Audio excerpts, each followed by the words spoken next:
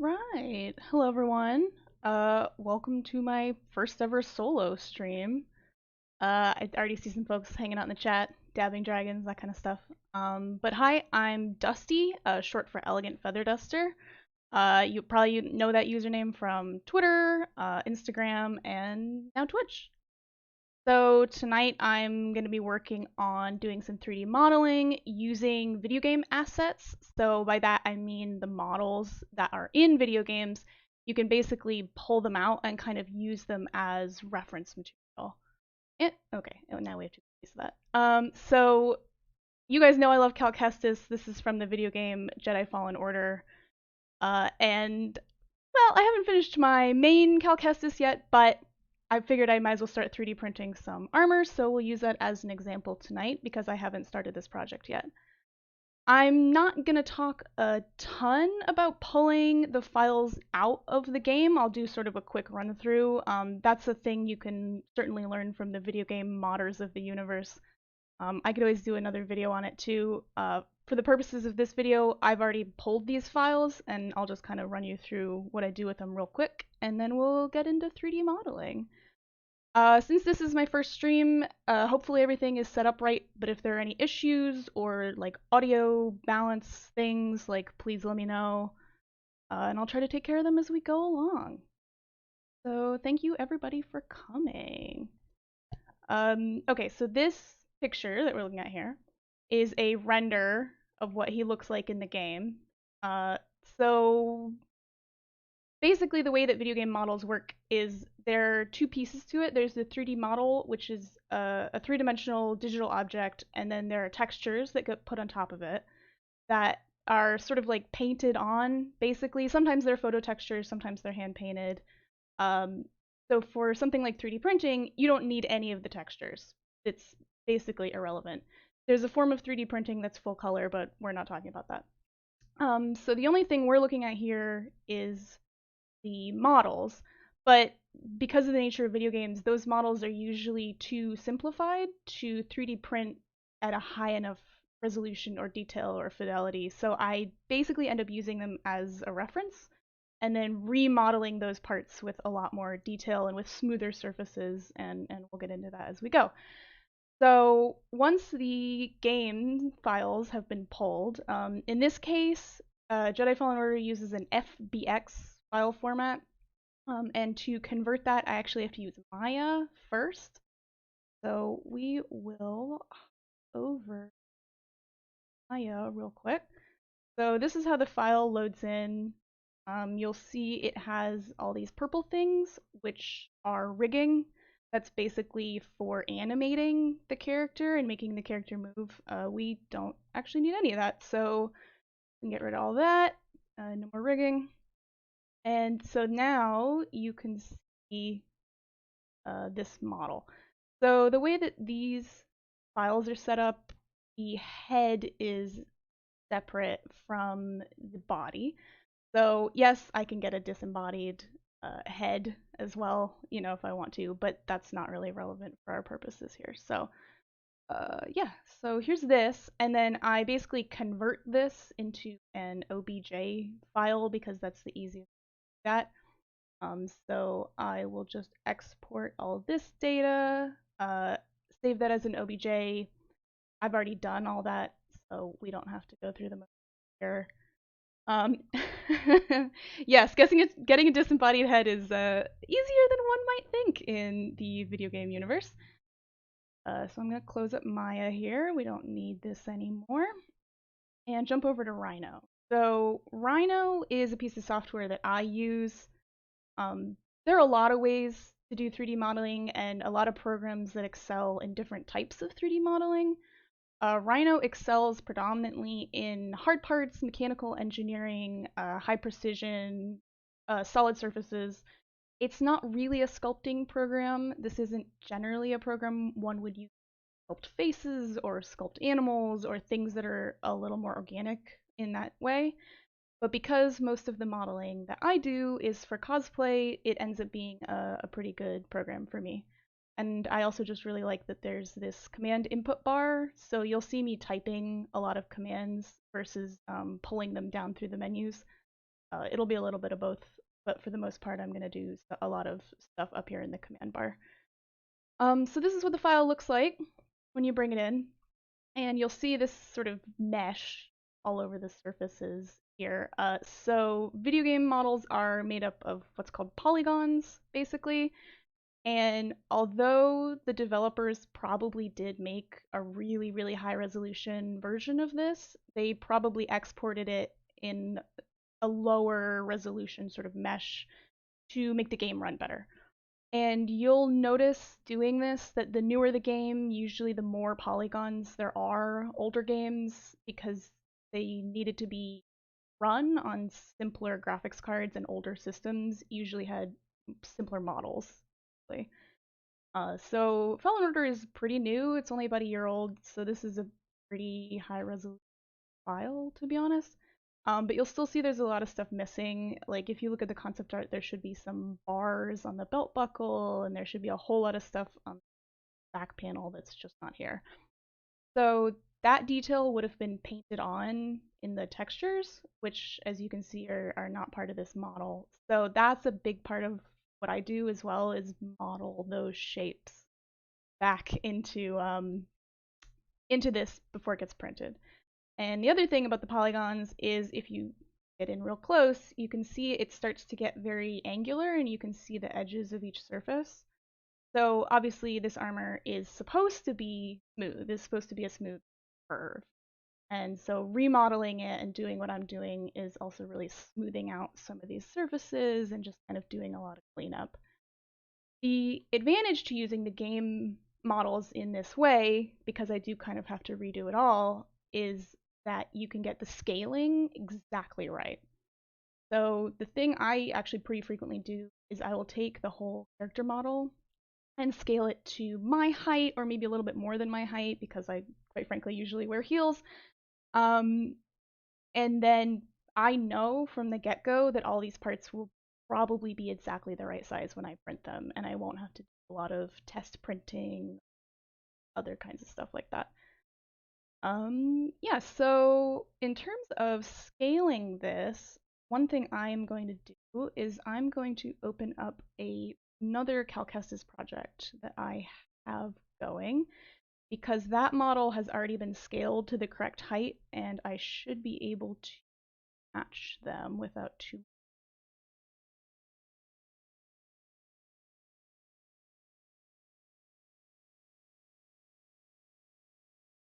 The other cool thing about kind of the OBJs here is it should have imported as, well, not. Sometimes they, oh yes, there we go. So the pieces are actually separate, so I can pretty much take the legs out of the equation, that kind of thing. Well, there you go. There's the inside. It's hollow. That's another thing about 3D printing that really matters is ideally you have what's called a watertight mesh at the end, which means that it is a single continuous surface with no holes. That allows the 3D printer to do the math and print the object correctly. For other types of 3D modeling, it is often fine if the models intersect with each other or aren't watertight in that way. So that's a thing you always have to check for when you're converting models for 3D printing. All right. The one is opening. I'll show you guys that in a minute. So, Porygons. Yes, yes, yes. My favorite Pokemon. Well, that's not true, but I do like Porygons. So part of what I'm also going to need to do here is have a bunch of reference images open, which I already have. Most of these I took, some of them are pulled from the internet. I see you, Dr. Psychowl. I know you've been struggling with that. We were talking about this week watertight meshes and how some people don't seem to get that on Thingiverse. So Thingiverse is a 3D model hosting website where all the models are free. If you're a 3D printer but not necessarily a model, that can be a great resource, but the website can be very glitchy and you never really know the quality of what you're going to get from users, which granted it's free, so it is what it is. But I've also gotten a lot of the great things off Thingiverse. It's definitely a mixed bag. So the thing is, we're gonna need to do a bunch of references because we're gonna want to look at what details have been painted on and what details have been modeled in. So you can see kind of scrolling through these that his belt buckle has those two little grooves in it. That's probably a good simple place to start. So, this belt buckle, you could easily get a metal blank or do whatever else you want to do. 3D printing is not the be all end all of prop making. Sometimes you do have to make smart decisions about material and about function based on a whole number of different factors. I do like belt buckles to be metal when I can, only because they do bear weight and flex a fair amount. And that's going to be another thing for us here, is that a lot of his armor kind of floats in this way, like there's no obvious attachment. So all of you cosplayers out there know you need to figure that out. This is the thing about doing video game cosplay, is a lot of time doesn't make sense in the real world, and you have to figure out how to attach it. So yeah, we'll have to think about that as we go along, kind of attachment. And you'll see this belt buckle needs grooves. Weirdly, they modeled the grooves in here, but you know. Yes, Vault Fox, I'm absolutely cosplaying this. I actually, so I have already printed a BD1 who is Cal Kestis' little robot companion. But I've actually printed two BD1s because I printed a set of files first that I wasn't completely happy with, and then I printed a different one. So because I have two BD1s, I should be able to repaint one of them to match this set of armor, uh, and be like an evil BD1, even though he doesn't exist in the game. But why not? Oh my god, yeah, fantasy armor. Yeah, purple love. Fantasy armor is sometimes the worst. I feel like all you Critical Role fans probably also can relate. Alright, so thank you for listening to my initial ramble. Probably I'll just kind of turn on some music, hang out.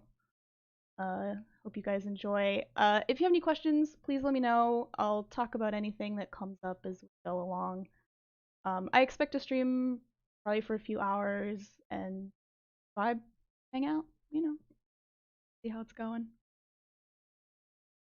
Yeah, get this music.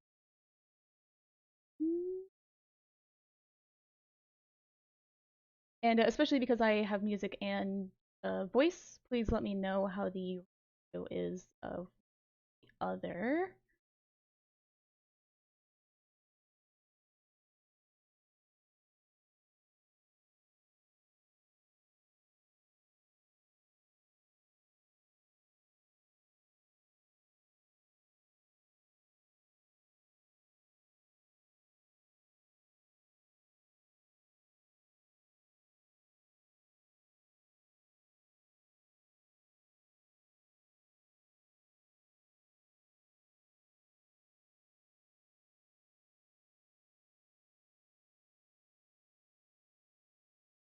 Okay, so here's that other set of Cal Kestis files. So these are ones that I've already been working on. You'll see that there are a lot of floating parts over here. I iterate a lot. Sometimes if there's something that I'm kind of not sure if I'm gonna like how I'm executing it, or I want to keep some of the shapes before I start cutting into them, I will iterate and make other copies just like to sort of grab pieces more easily if I want to back up. It's like save states in other types of programs. Thank you, Psychowl. Let me bump that just a little bit. There we go. Better? How are we doing?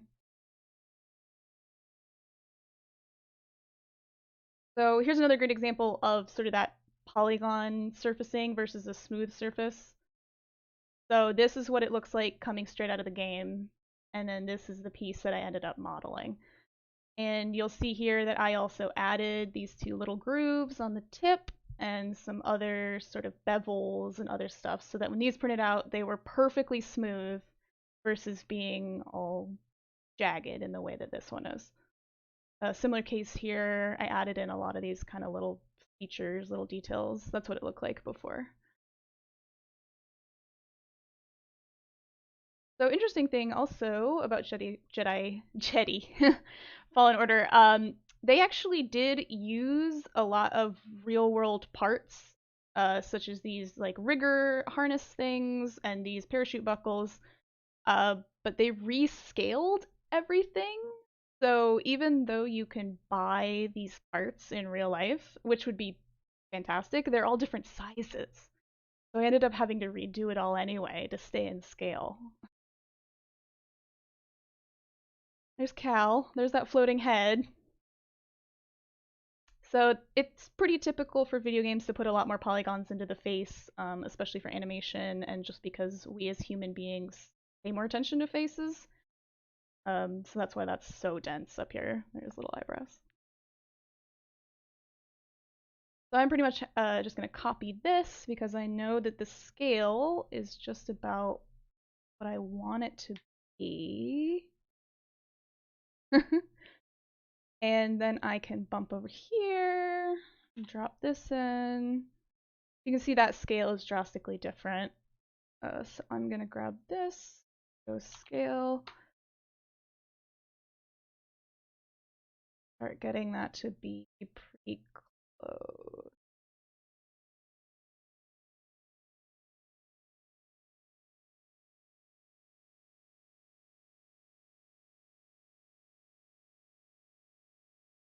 I was blessed with some Shake Shack today by mostly Pop Tarts who might be dropping by. That was my dinner. What are you guys cooking?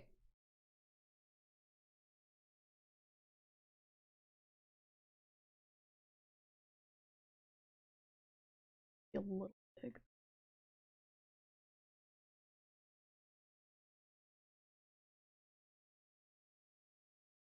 Goulash. I've never made goulash. What is in goulash?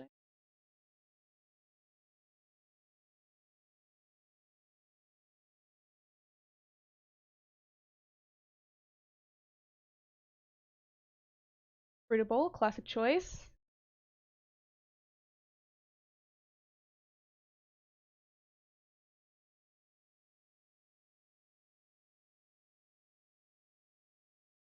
So I like to keep my viewport in for this sort of foregrid. You can reset all these in Rhino. You can also use different viewports or a single viewport. I really like having a front right top and then a perspective here.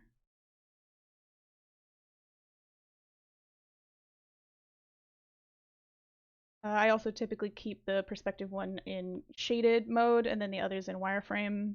Sometimes I'll go into ghost.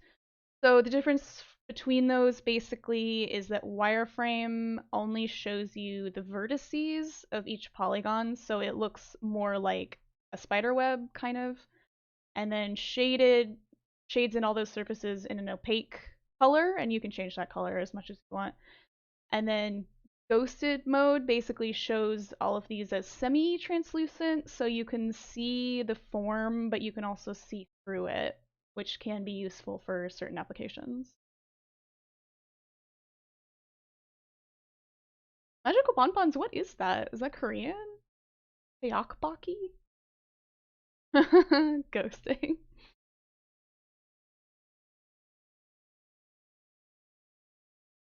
Okay, these look pretty good. Best scale is.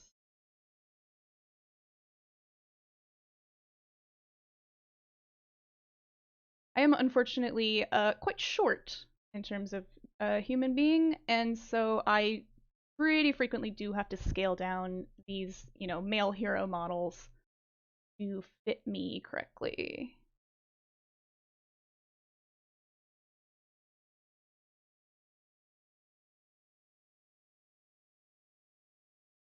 Ooh, that sounds really good, magical bonbons.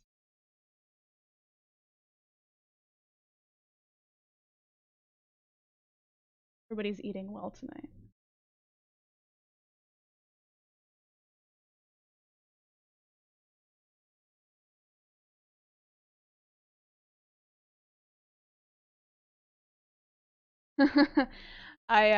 I'm actually 5'3". I pretty frequently wear in-shoe lifts, so they make these foam wedges basically that go inside your shoes.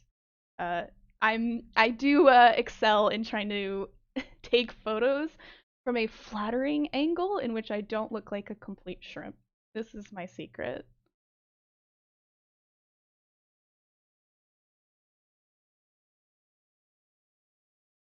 Ultimately, it's really all about proportion. If you can get, especially in cosplay, if you can get all your proportions sort of right, then usually you don't end up looking out of scale or anything weird.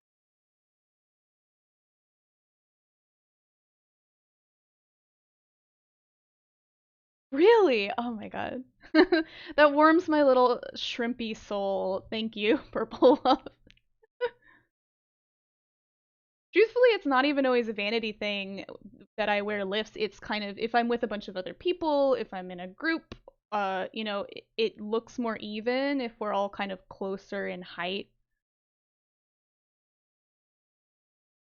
Yeah, Dr. Psychowl, you are tall. You are very tall and intimidating in real life. I can confirm this. Granted, we met when you were dressed as Captain America, so.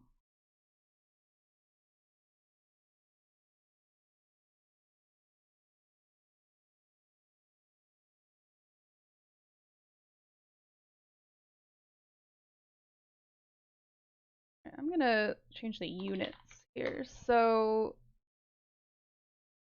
when you model, you basically it is akin to Photoshop or any kind of digital painting in some ways. For any of you who've done work in any of the Adobe suite, you do set the scale of your canvas, even though you can scale infinitely. It's a little like vector work in Illustrator.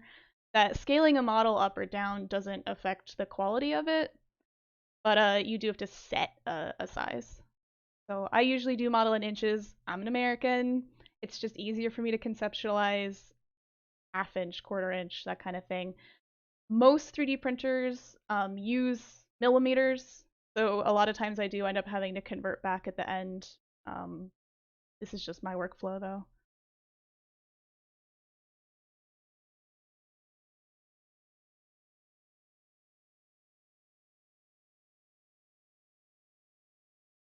This is a new version of Rhino. They've changed this layout a little bit. It used to be one setting, and now it is three settings.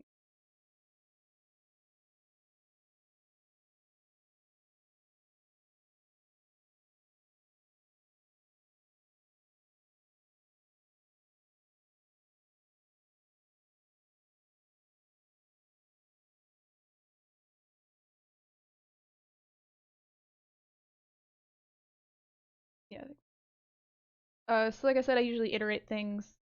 Um, so I usually leave a lot of this sort of initial batch of files intact, and then I will make a copy of what I'm doing.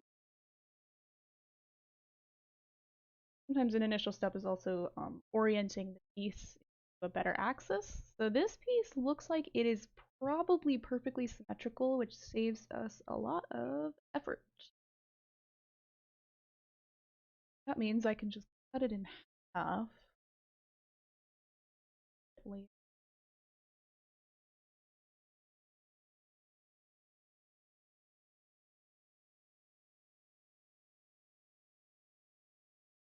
You're playing to your height, your strengths, magical bonbons. You always cosplay short people, then you're always accurate, right?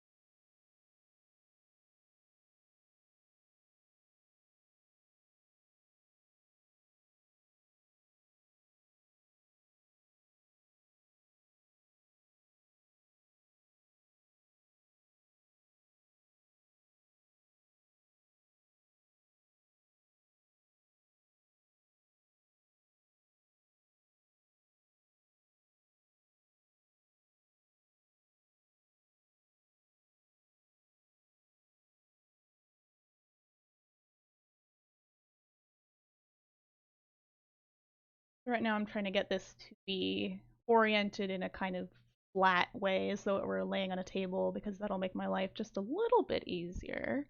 It is generally easier to orient your shapes along the axis or the grid than it is to try to model at an angle.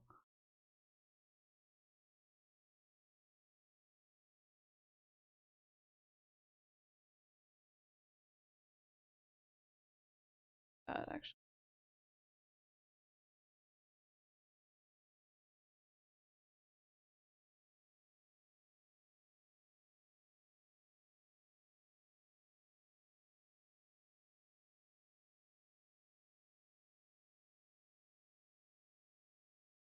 this type of three-way curve is always a little bit of a pain. So a pretty typical workflow in Rhino involves combining a variety of smaller polygons into a bigger well, I shouldn't say polygon, I should say shapes.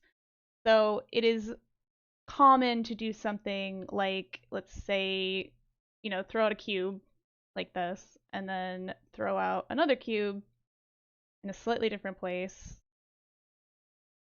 and then you can basically do things like intersect them and make them into a single polygon.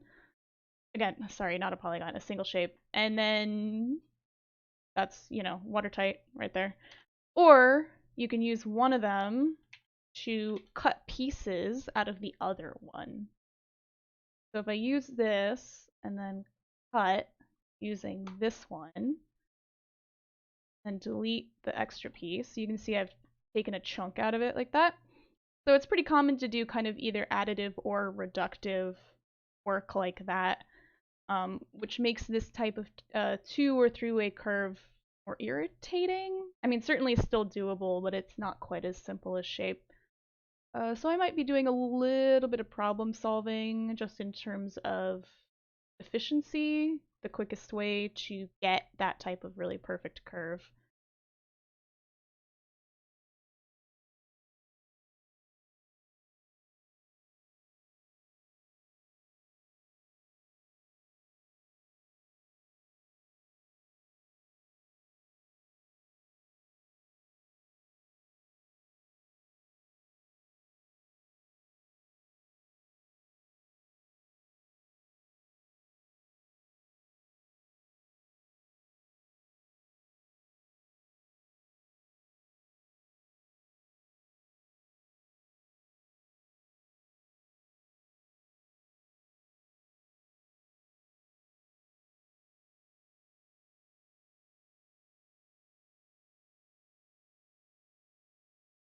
The other thing that Rhino does is they differentiate between meshes that you've imported and what's called a NURBS object. So Rhino is a NURBS modeling program.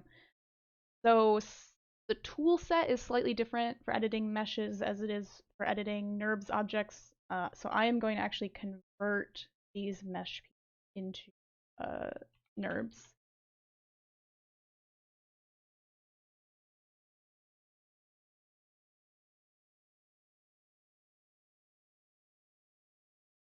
The old one.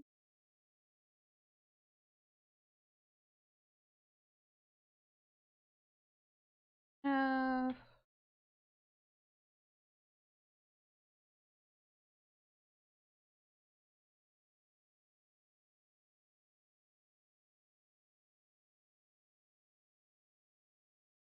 nerds. Yep.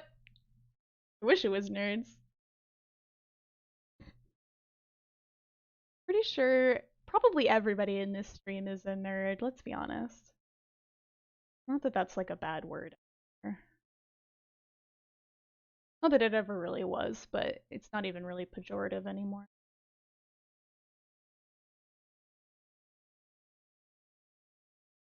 Lies. Lies and slander. Oh yeah, alright, we have one Chad in the chat.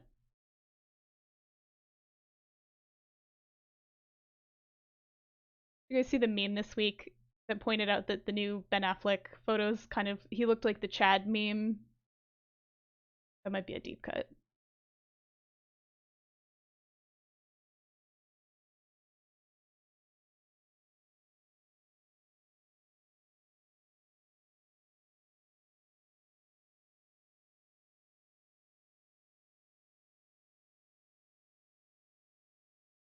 Looks like there's a slightly beveled edge here, or at least a soft edge. So I'm gonna model it the hard edge, and then I will be able to come back in and smooth those edges out later once I have defined the shape a little better.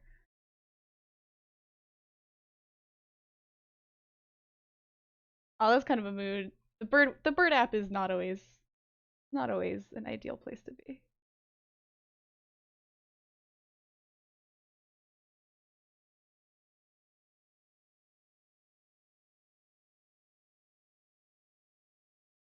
Okay, I'm gonna add some color to this. So the colors that I use are only display colors. It's usually just for me to be able to visually differentiate between the objects that I'm working on. It actually has no relevance to the final output, but it does make it a little easier to see what the hell is going on.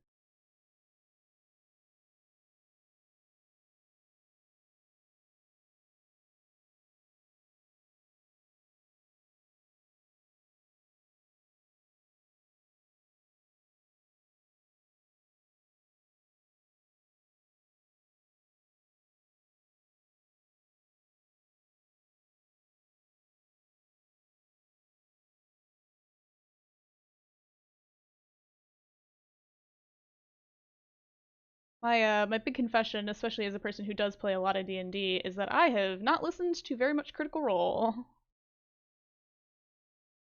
I listened to a few episodes. It was not for lack of wanting to. I actually have been meaning to get back into it. It's just, you know how it is. It's like there's always so much media to consume. But I know so many of you lovely, lovely people who are into it that I pretty much absorb. Yeah, it is a big commitment. I pretty much absorb all of the plot points every week anyway. Oh, yeah, pandemic will help.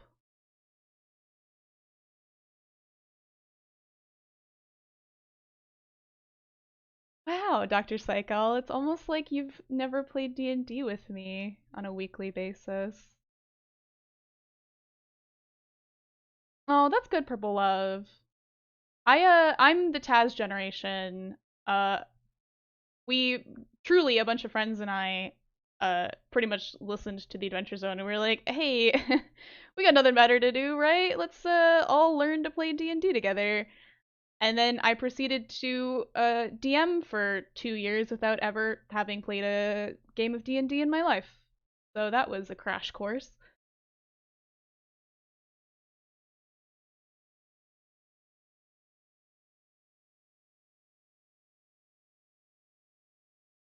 And I mean, granted, I'm, kind of the Internet 1.0 generation. I did plenty of other types of role playing on the internet, as I think quite a lot of us did. So D&D was, yeah, it's like a different mechanical thing, but in some ways, I think a lot of us actually had experience with that type of stuff. Collaborative storytelling, I should say.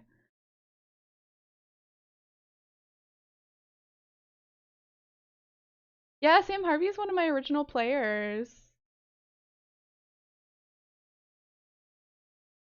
Remember Jelby with the giant snake? We had my understanding at least about the first campaign of Critical Role is that they had a lot of issues having several large and small pets that were difficult to deal with or get places. And we had was it a 10-foot snake? Something like that. So I think we can relate. The snake did die, actually. Our only character death the entire campaign was the snake. I felt so bad.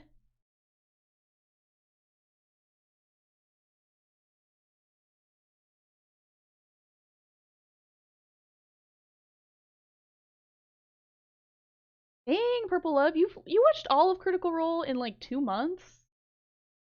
That's crazy. That's impressive.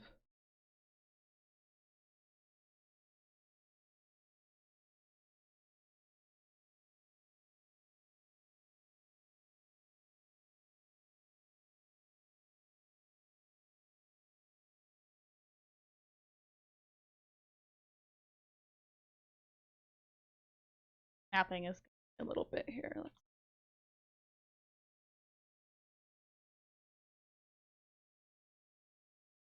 have something called snapping turned on, which means that sometimes it'll automatically snap the point that you're moving to the nearest point that it seems like you're aiming for, which generally helps a lot with accuracy, but sometimes it ends up snapping to a totally different point that you were not trying to get. Oh, that's always good when you have a job, you can listen to stuff. Honestly, that's why I used to get more podcasts done than I do now.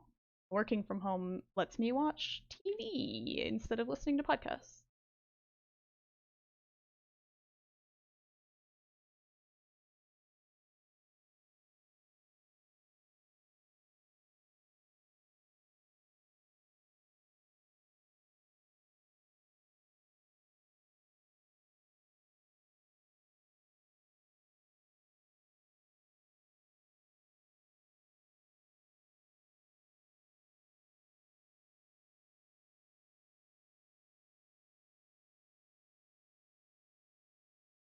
Honestly, I might come back to this part. I might need to think about this one.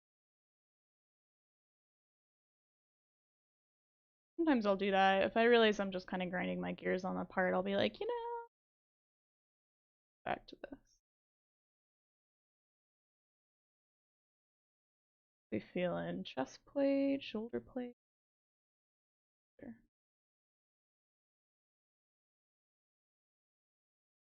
Big suits of armor like this sometimes can take quite a few hours. It's pretty unlikely that I will finish the whole thing tonight. Um,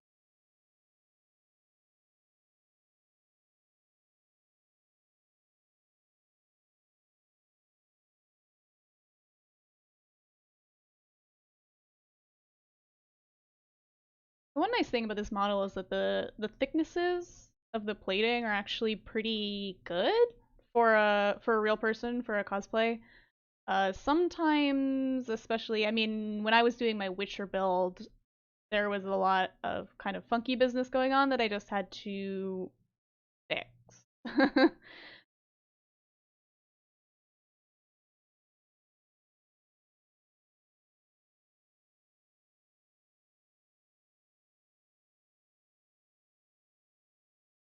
This piece also seems to be symmetrical. I'm kind of surprised how many of these pieces are symmetrical.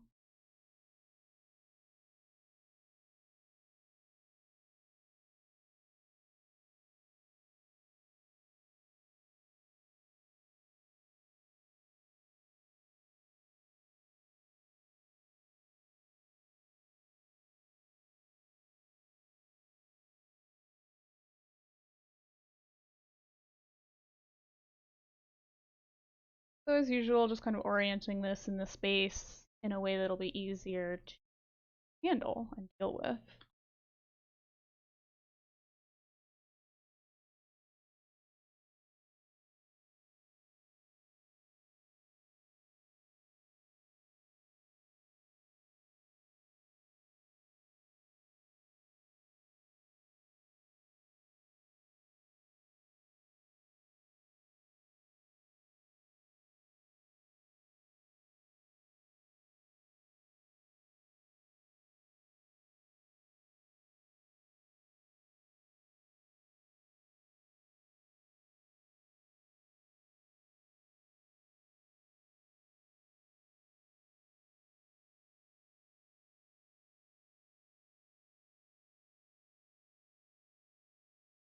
Maybe I'm a liar. It might not be perfectly symmetrical. Doesn't mean I can't fix it, though. Sometimes there is sort of a funny balance, and I'm sure a lot of you cosplayers know this too, between accuracy and kind of figuring out the intent or the spirit of something and actually adjusting it in a way that will look better in the long run, even though it's not like one to one exactly perfectly accurate.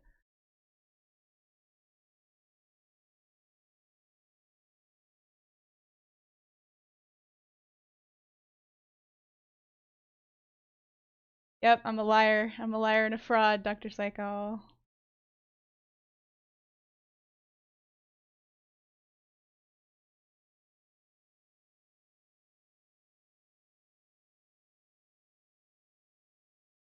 take Scoundrel. I like Scoundrel. Very Star Wars of me. It's appropriate, all things considered.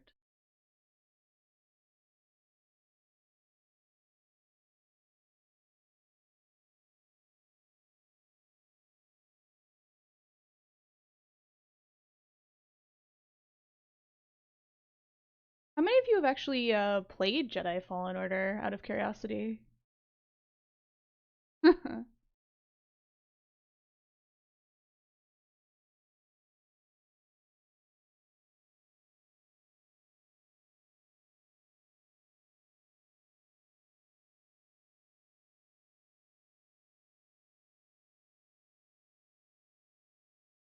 Oh man, Purple Love. If you're a gamer or if you like Star Wars, I would highly recommend it. It's not super long, actually. I 100%ed the game in 35 hours. So you could probably breeze through the main story without doing what I did in 25 hours or so. I did it in a couple days, honestly. Super fun, like real solid core cast, and you get to beat up use a lightsaber, beat up stormtroopers, that kind of thing.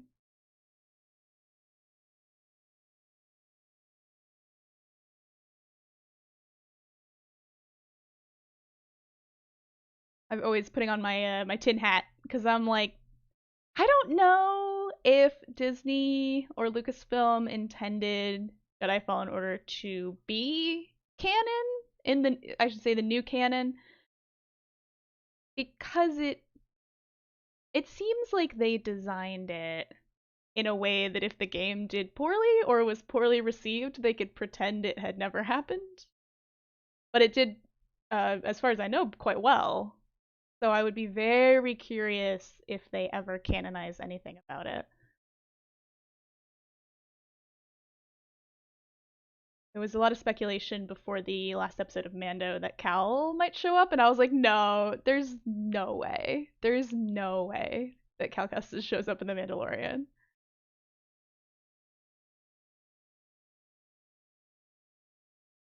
Oh, Purple Love, yeah, there are a lot of options.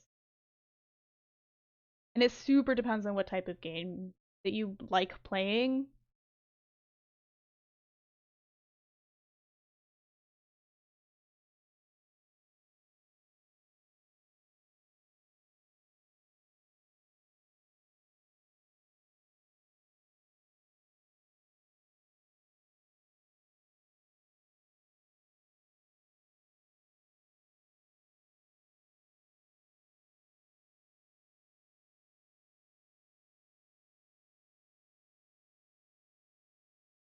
I recently picked up Shadow of Mordor, which I had forgotten even existed, actually, much less that it won Game of the Year a couple years ago.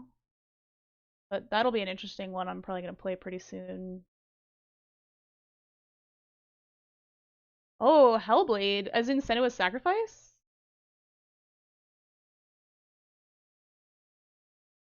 I love if you're talking about Senua's Sacrifice, Hellblade, that is a good game. I've been meaning to replay it because it's been a really long time. But you guys will probably see there are a bunch of songs from that game on Bjorn's playlist over at Gut Punch. Oh man, I've heard.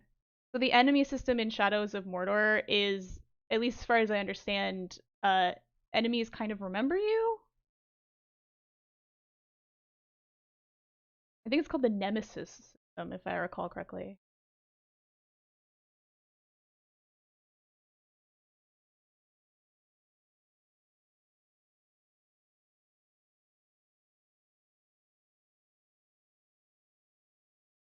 I did the traditional Lord of the Rings Christmas rewatch with a bunch of friends recently, and then that's kind of what got me on thinking about like, weren't there a bunch of Lord of the Rings games?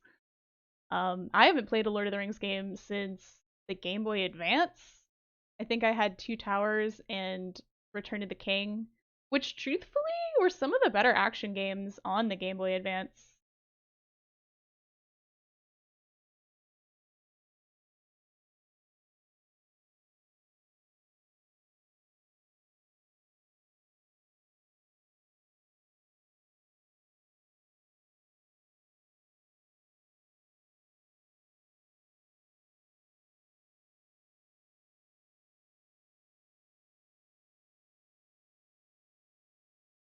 great. So sometimes when things don't cut, or they say they cut and then it doesn't seem like it worked, it's because they're grouped, or you kind of have to troubleshoot that. In my case, though, I just accidentally exploded every single surface into an individual surface.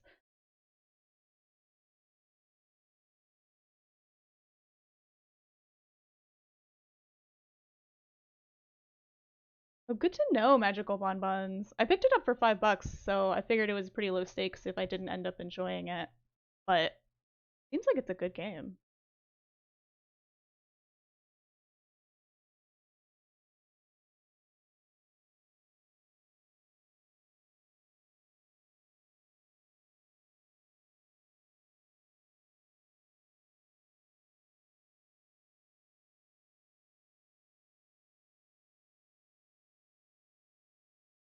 Yeah, Senua's Sacrifice. I watched a let's play of that game a while back from another streamer who I watch a lot of videos, and phenomenal, phenomenal game. I noticed recently they have a VR version, and I would love to play that game in VR because for those of you who've never played it, it is loosely based on Norse and Pict mythology, but it kind of has a lot of psychological elements, and it's borderline horror, I would say.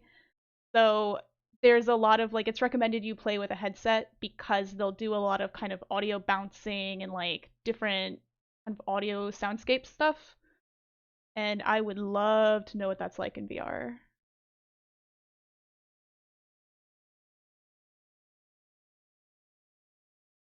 I'm glad you're liking it, Purple Love.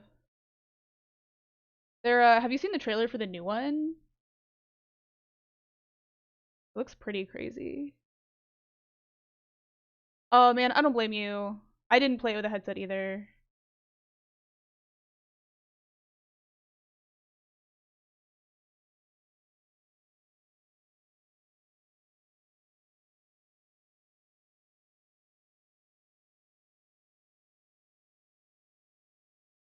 What other games have I been playing lately? Valhalla, I guess. I don't think that'll surprise anyone.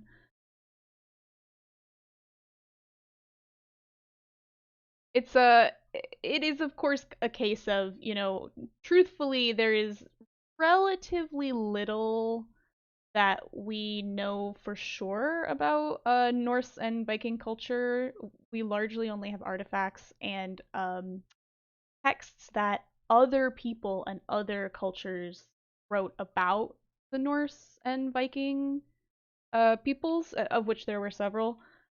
So it is somewhat a case of unreliable narrators in many cases. We know somewhat more about the core mythology from various Eddas and various like texts, but we know a little less about the day-to-day culture. But of course, Norse culture is very popular, so there's a lot of media that draws off of a fairly small pool of knowledge. So you end up with something like Valhalla, which is a very, very fun game, and I sit there and like laugh because a lot of what we've done over at Gut Punch and sort of what I've done with my character is like, oh, this feels like I ripped off Valhalla even though I thought of it before I played this game. But maybe it just means that we're all cool, doing fun Viking shit.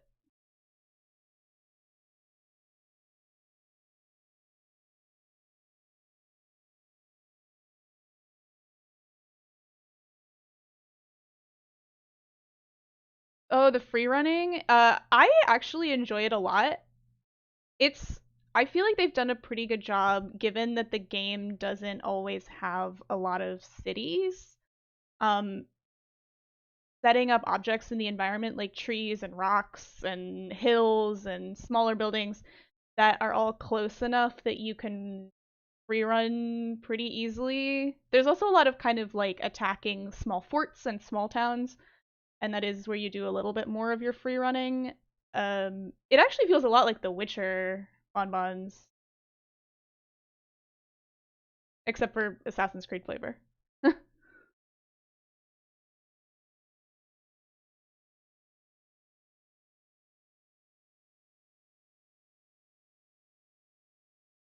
It's sort of cracking me up right now because I'm really enjoying Valhalla, to be clear, but it is quite a buggy game, which is not necessarily uncommon with open world like that. I mean, The Witcher is one of the most beloved games in the last decade, and that game is buggy as shit. But it's cracking me up that people are so angry about Cyberpunk being buggy, and I'm like, okay, there are some pretty nasty bugs in Cyberpunk, but Valhalla's buggy too. I mean, lots of games are, and people are not this spicy.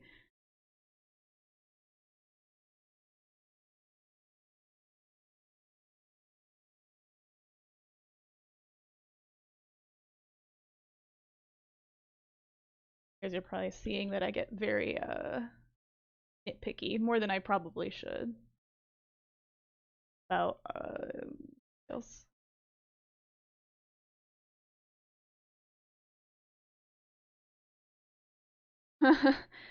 Magical Bonbons was telling me the other night about some pretty crazy cyberpunk bugs, though.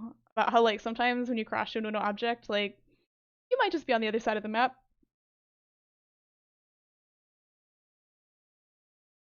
I think it was too.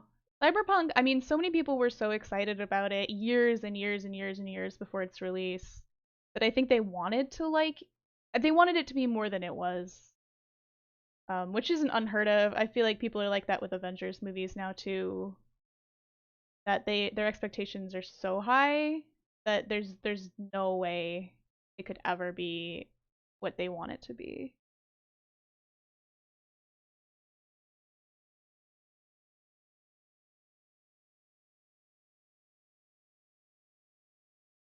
Yeah, but Oni, that's a mood. People are This is gonna make me sound like a cranky old person, but when I was younger on the internet, and when a lot of us were younger on the internet, there was kind of this like, we as fans don't talk to the creators. They don't need to know we exist. They don't need to know that we're making fan work. We don't, this doesn't need to be a conversation. And although I think it's actually really cool that there is so much direct conversation and direct communication between creators and fans now, it also sometimes means that fans feel like they have a right to the media that's being made, and that the right needs means that it has to exactly suit everything that they want out of it. And I'm like, you guys aren't the people making this. It's interesting. It's different.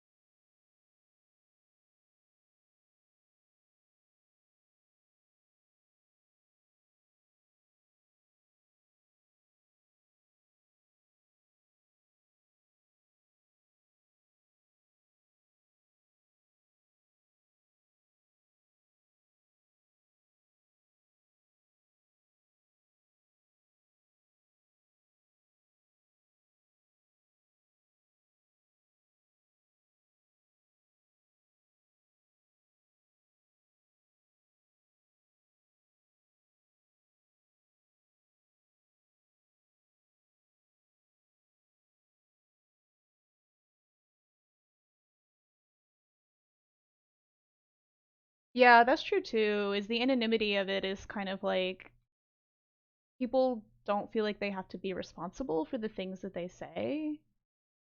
And I know that, lots of people have said this before us. This isn't exactly a brand new spicy take or anything, but it's the classic, like, don't read the YouTube comments because people are like, whatever, it's the internet.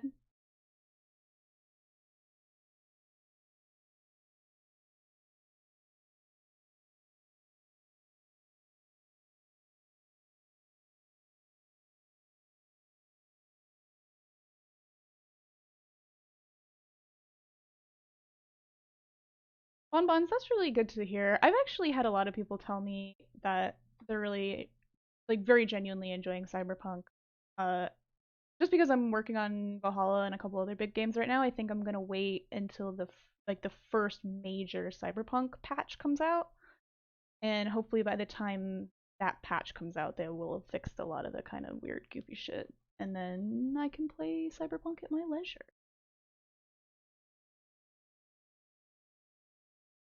I sure do love some sci-fi.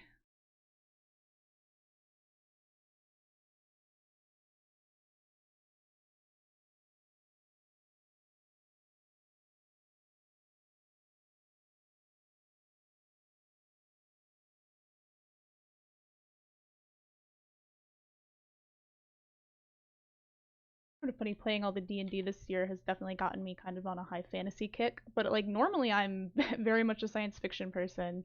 And I'm one of the people who argues that Star Wars is actually fantasy. I think it's space fantasy with space magic. It is not a sci-fi show. But I do like it. Star Trek, however, science fiction.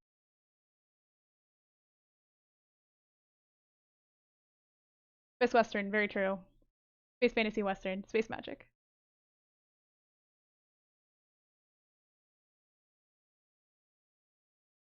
That is a really good point, Bedoni. If Bedoni says if your science is based on religion, it may be fantasy. That's probably yep.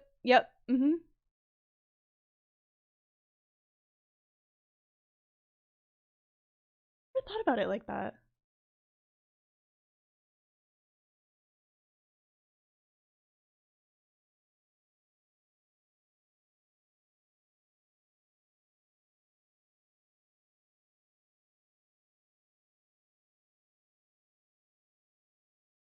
It is sort of tangential, but I'm very fascinated by how Assassin's Creed has kind of how they basically crawled into the boardroom and said we want to make a fantasy game, but we want it to still be Assassin's Creed because Assassin's Creed has long sort of leaned heavily on the pseudoscience bullshit to justify their plotline, which isn't to say I don't think it's entertaining. It's pretty funny, but this sort of hoops they had to jump through to explain why you're a Viking running around with Norse gods is pretty funny.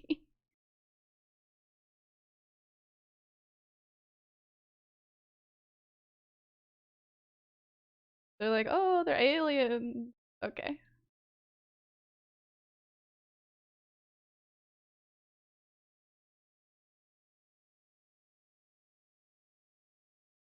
Yeah, the Desmond stuff is like pretty classic. I uh I jumped pretty much directly from the Assassin's Creed 3 remaster, which is the American history Native American one, which is a very beloved entry in the franchise, but now in the year 2021, it is so clunky to play. But playing that game and then playing Valhalla, night and day. It's crazy, crazy how different they are.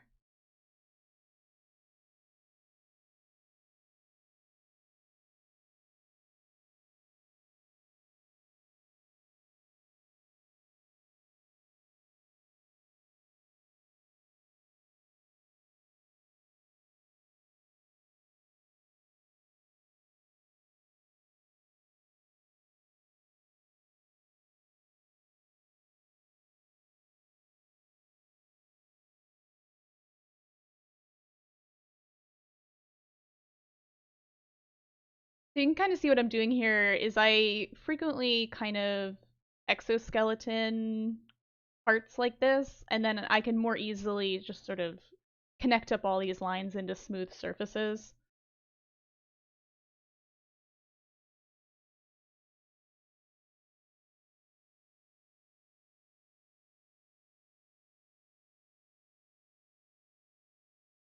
Exoskeleton is not a technical term. This is some random thing that I just said with my mouth.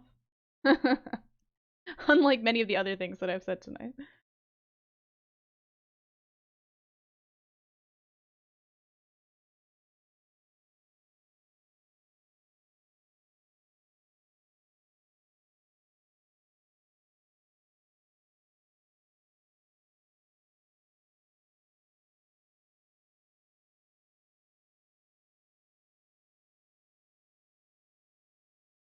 Oh man, Dragon Age. So like here's an example of how I am very frequently a science fiction instead of a fantasy. I've never played Dragon Age, but I did play all of the, well, most of the Mass Effects.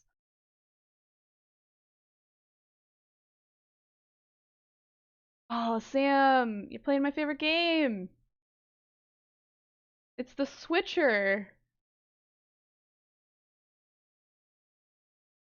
Are you in Blood and Wine? Yes. Oh my god, I love Blood and Wine so much.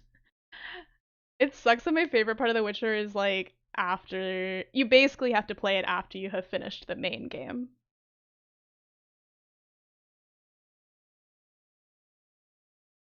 Unwind is so good. Bonnie and I were playing a Witcher themed game the other night, and the DM threw a vampire in that they knew we were all kind of horny for, and then nobody ended up getting with him.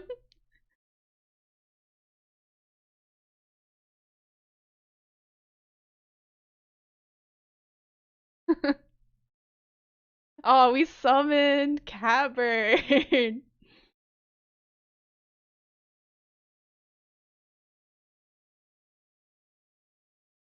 Is it Kate Bird or Catbird? How do you pronounce your username? Birdie? Never asked you this.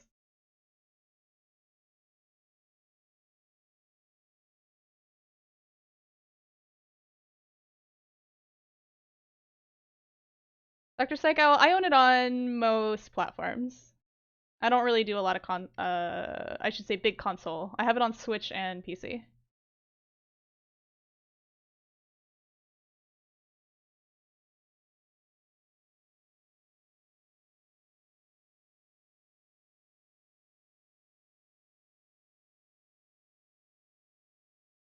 Catbird E. Okay, that makes sense.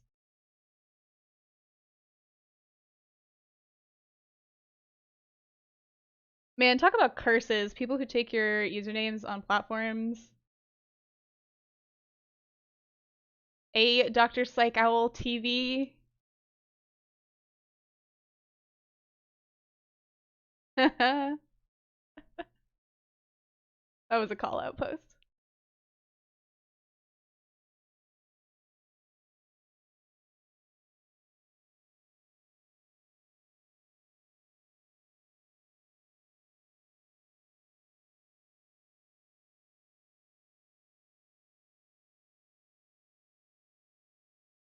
Magical Bon.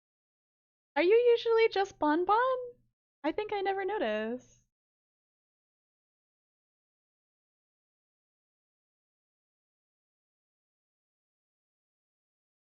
I'm listening, Dr. Psych Owl.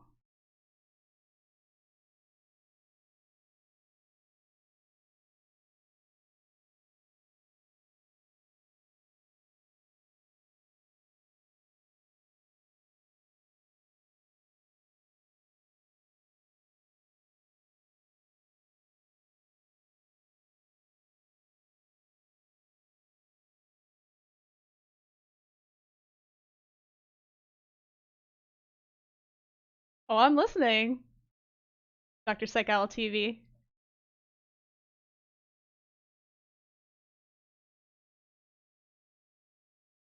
Alright, so you can see here, I've gotten this smooth surface. Sometimes it sort of breaks up into funky parts like this, but if I switch into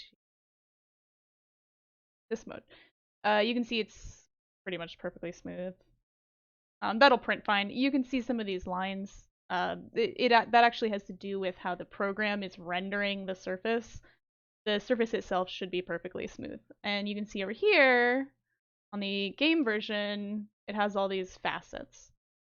If you were building really fast and you were willing to do a lot of Bondo and honestly a lot of sanding, um, you could, truthfully, probably print these models. Um, I usually don't because I would rather spend time in front of my computer than sanding.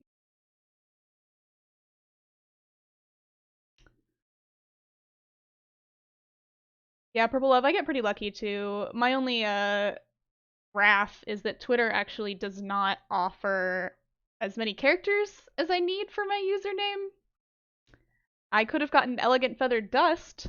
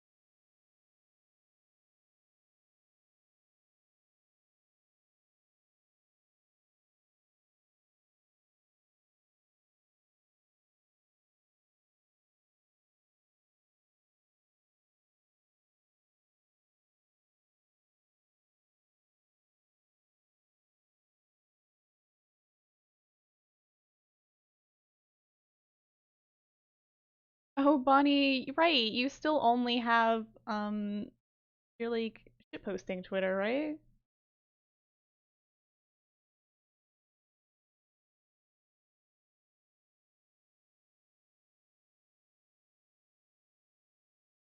Man, though, I gotta tell you guys, when I made a secondary Twitter, that was the best day of my life.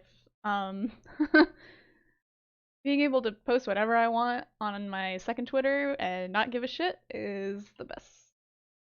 And then I can post like a normal person on main.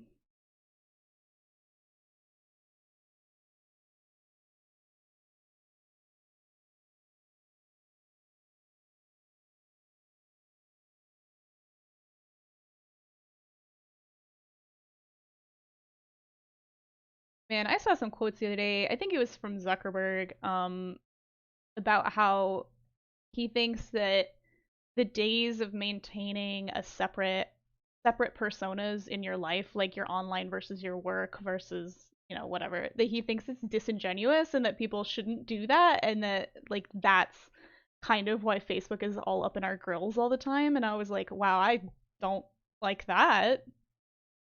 Not only do I prefer to have multiple places where I, present a different persona, as we all do, it's also a safety thing for a lot of people.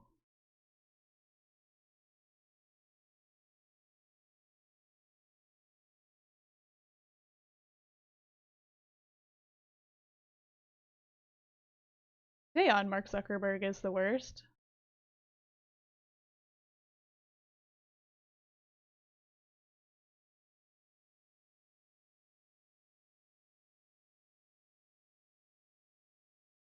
I know, I was like, Mark, you are really wrong.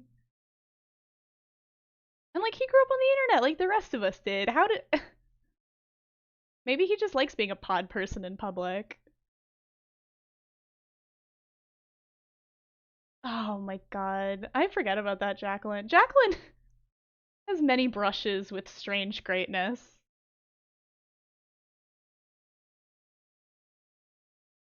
Oh, weird. Magical bonbons? Yeah, very few coworkers have I ever given my social media.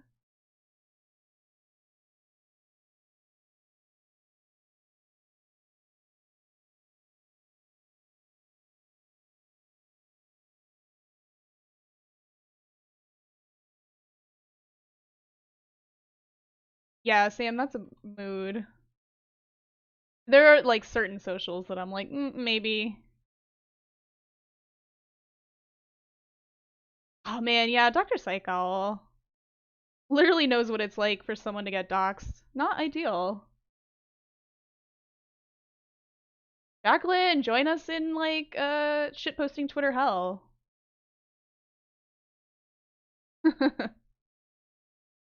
I mean, cat Twitter is safe.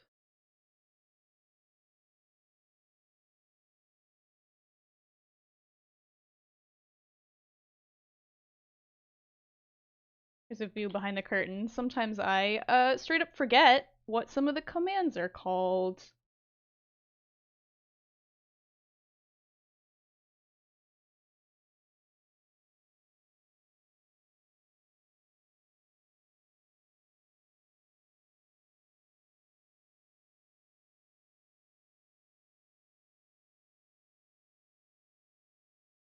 Yeah, Rhino has a lot of weird commands. Some of them are awesome. Oh, yeah, it's like sweep two or something. I think it's also disingenuous for people, even people who are very good at things, to act as though they just magically have everything memorized. And then, granted, a lot of us do. All types of craft people have a lot of things memorized, but it's like it's fine to go Google things. I Google welted pockets every time I have to do it.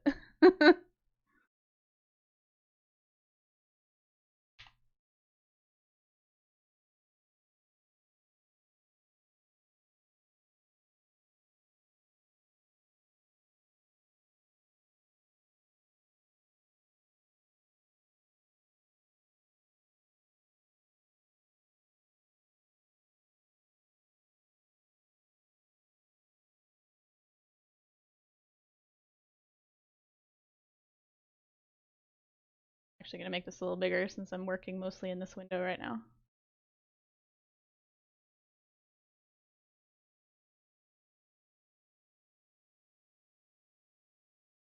Yeah, Jacqueline, that's true. Anyone who knows how to do a welted pocket off the top of their head, that's too powerful. People like that shouldn't exist.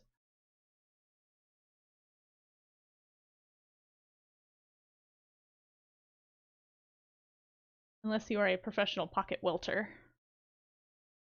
Which, like, hell of a job if you are.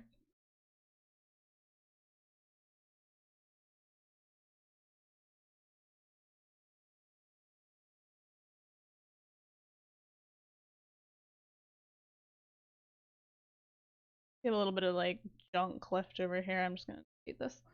So one of the fun things I like that Rhino does, that I actually really wish the Adobe suite would adopt, is that if you select from the right, it selects anything that it comes in contact with. So you'll see like it'll take all those lines. But if you select from the left, it only takes anything that is 100% within the box, which can make it much, much easier. Like if, let's say I only wanted that one little line, I can do that. And if I want all these lines, I can do that. And I love that tool.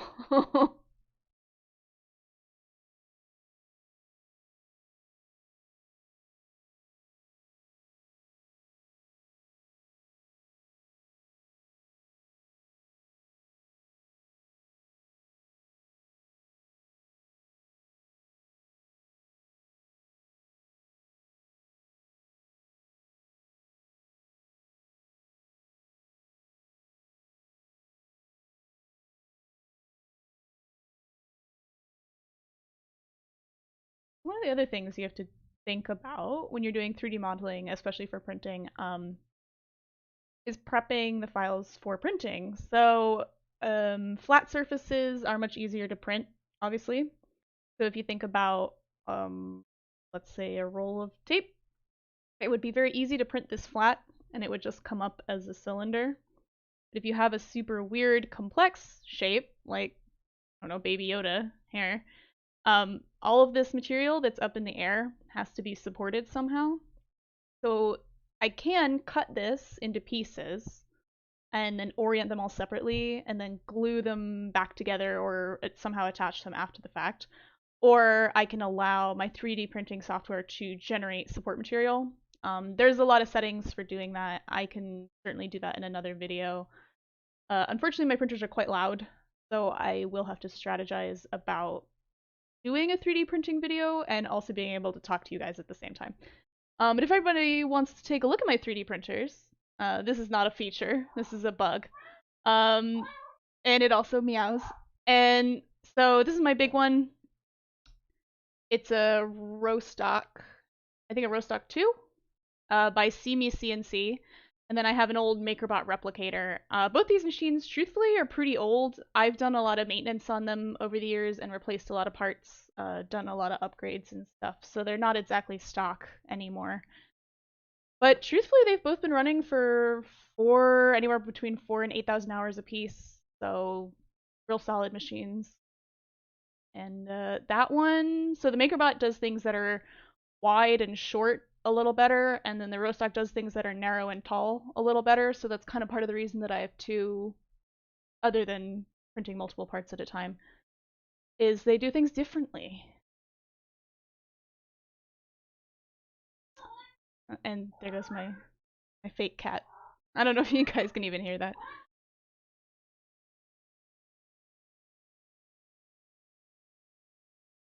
I'm tragically allergic to real cats. Here I am with my space cat.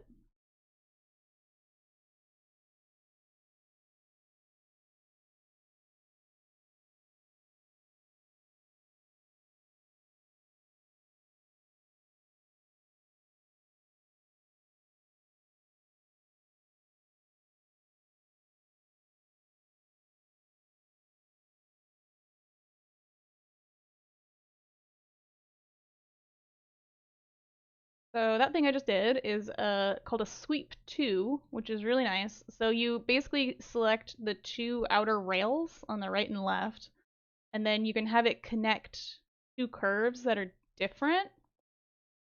Uh, so you can see I got a nice smooth surface there. If I were to not do that, the more simple but more common version of this in Rhino is called a loft. And that usually just connects them straight between two lines, so you can see that that absolutely is not the curve that we're looking for here. And yeah, there's some little kind of adjustments you can make here, but it doesn't tend to change anything too much.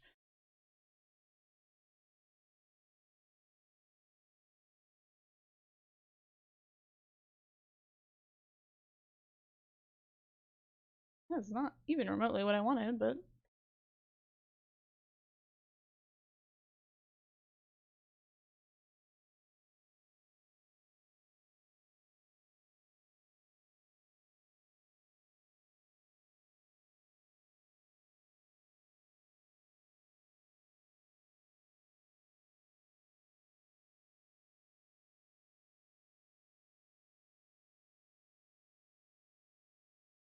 we're getting pretty close here, actually.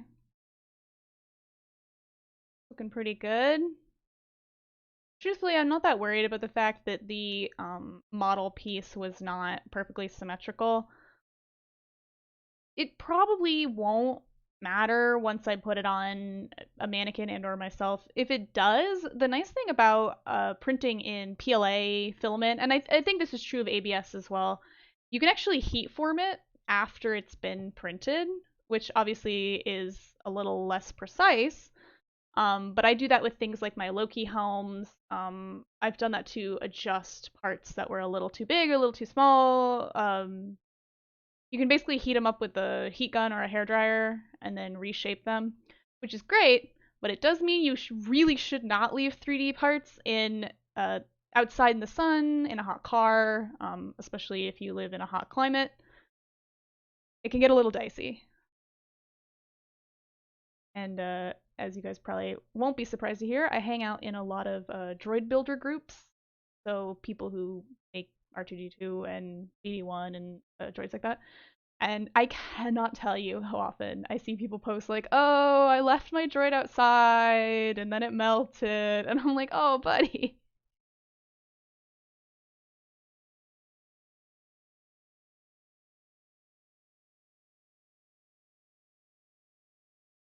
The droid people, surprisingly, some of the chillest people I've met in the Star Wars fandom. I guess because they're just there to make robots and not have hot takes. And I know you guys know what I'm talking about.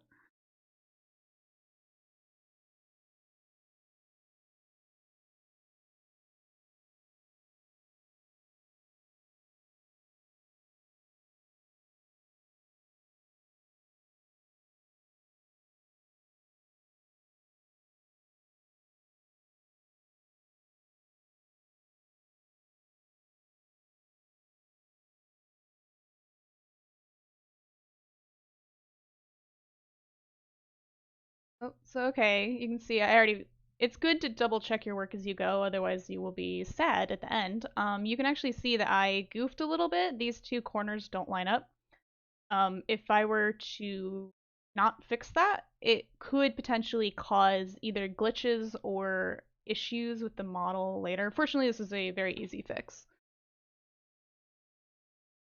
So one of the both good and bad things about Rhino is that that type of precision is possible and is pretty easy to achieve, but it also means that if you don't nail it and you don't pay attention to it, you can cause yourself a lot of frustration down the line.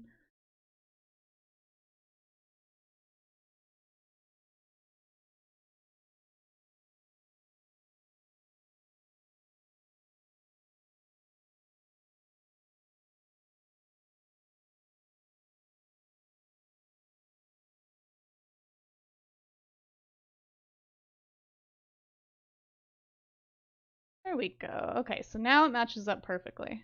And a good way to check that, so basically you can work with all these separate surfaces and then you can start joining them together. So you'll see if I do this and I hit Control J, which is the join command, then I have one piece. And it'll move around like one piece. And if I want to not have it be like that, I can type in explode, and it'll turn into a bunch of separate pieces that I can manipulate individually.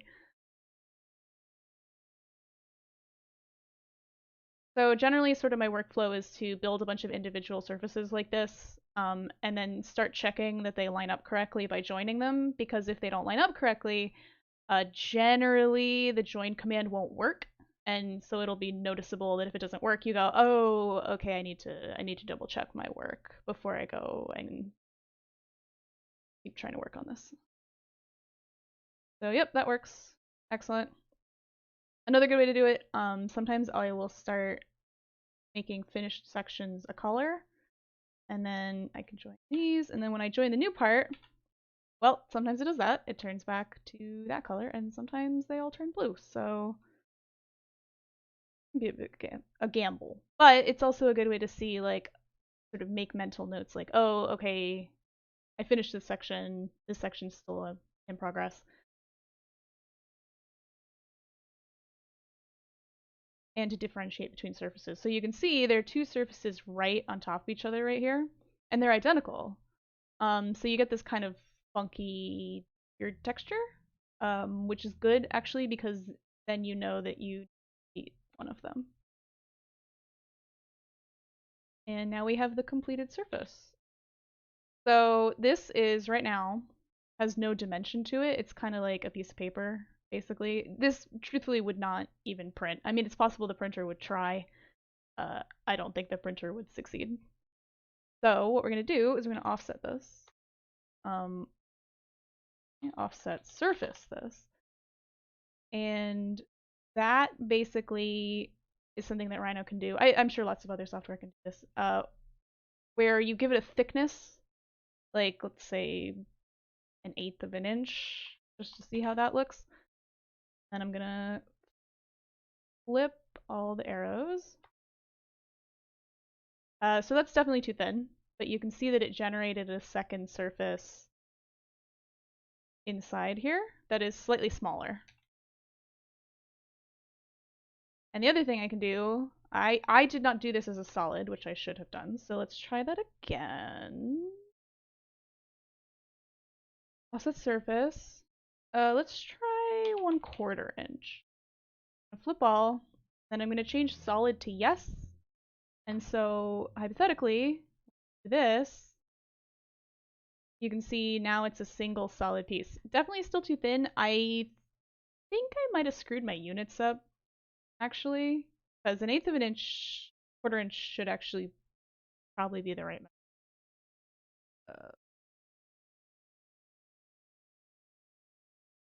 So knowing that, let's double check how tall I made this guy. So the easiest way to check something like that is basically I started to make a box, and I'm going to say that this box is 5 feet tall and feet wide. So actually, I guess the scale is right. You can see that this figure without the head is pushing about 5 feet. So with the head is probably going to be more like 5'6", which is about what I'm going for. So I guess I just gotta make the armor thicker. Oh, magical bonbons. Really? Some guy came into your DMs with hot takes like right off the bat? Yikes.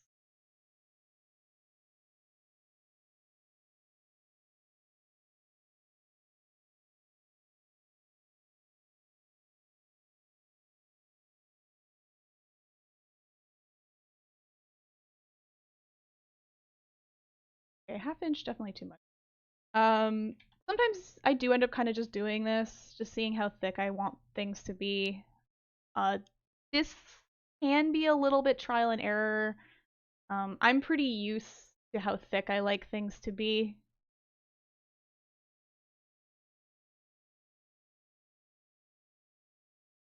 And actually, let's show the model too, because that'll give us a better idea. So you can see it's a little different on this side. Um, I'm truthfully not super worried about that. If the parts needed to fit together with other parts, I'd be a little more concerned about the accuracy there, but because this is just a shoulder sort of pauldron thing, whatever you want to call this, it's fine. If I need to tighten it up a little after it's printed, that's not a big deal.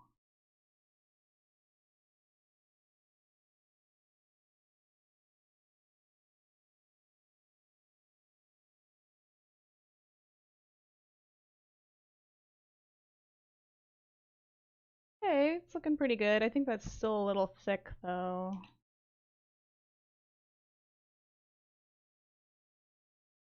Let's okay.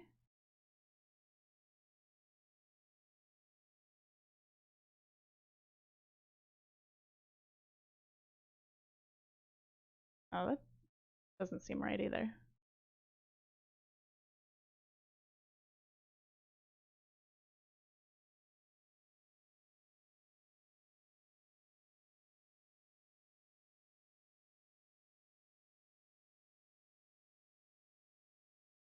Okay, so it's between an eighth of an inch and a quarter of an inch, which puts us at. This is where I have to do math. Why do I model things and play D&D? Because it means that I have to do math.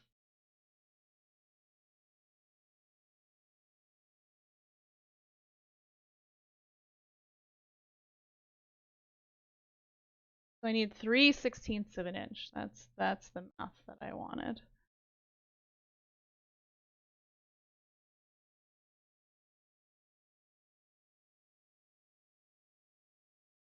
Magical bonbons. Yeah, you have a Qui-Gon Jinn tattoo. I'm pretty sure that you like Star Wars. Magical Bonbons is the world's biggest Qui-Gon Jinn fan. I don't think I know anybody else who stands Quiggles quite so hard.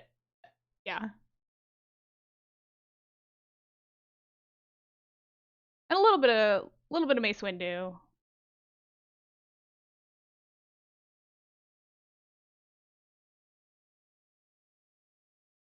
Where did Quiggles come from? I don't even remember where Quiggles came. Was that just something you started saying?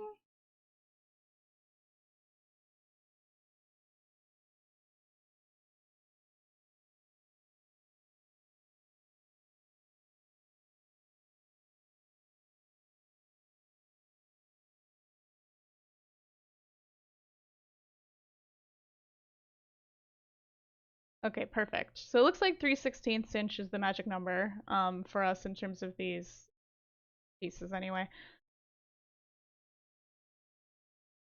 So what I can do now, um, either I can model in some kind of attachment for putting this onto a shoulder, or some folks don't worry too much about that and then they'll just use like incredibly powerful glues or they'll mix up some ABS slurry or something else and they'll just kind of slap Velcro or straps directly onto the pieces after they've been printed. I tend to model in my attachments just because I have a little more control over it. I've also like had really bad luck with glue at conventions a lot of times, and I'm sure we've all been there. I'm sure we all had crack fall off, behaves, and pretty much anything you can do to avoid that is kind of. I'm looking at this shoulder. Truthfully, I think the easiest thing to do is because this chest plate goes all the way up and over. I should be able to attach the shoulders maybe with magnets or snaps or something in a way that I will still be able to raise and lower my arms. Because if I were to make this all a solid piece, I definitely could, but then you can see I would not be able to raise my arms past like maybe 60 degrees over here, which is not ideal.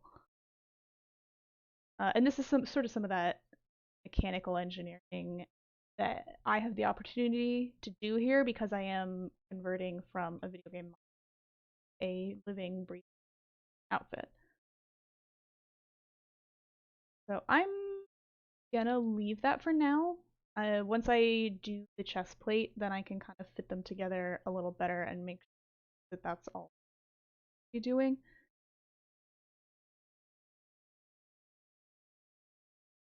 Yeah, we'll see. Okay, so there's a first part. Oh, great, y'all. And thank you all for hanging out. I think actually I am gonna take like a 5 minute break here, so I will be back shortly. Thank you all for hanging out, and I hope I see you in a minute.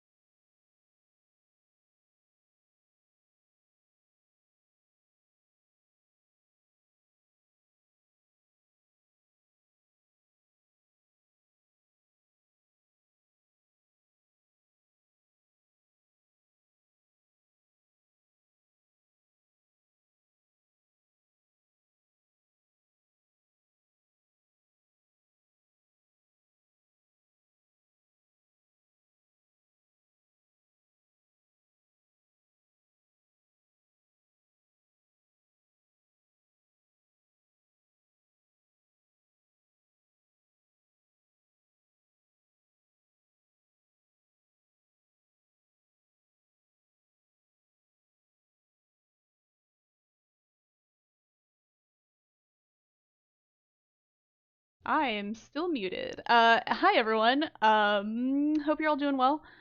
I now come equipped with some winter warmer mead that Betonia Talic was nice enough to send to me.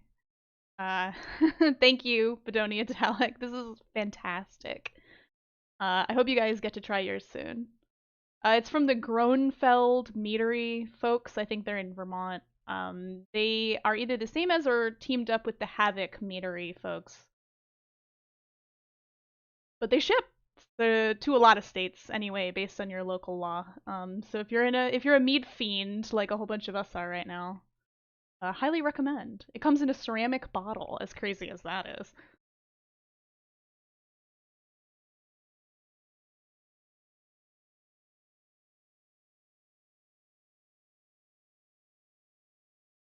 Right? Yeah, it comes with like a little.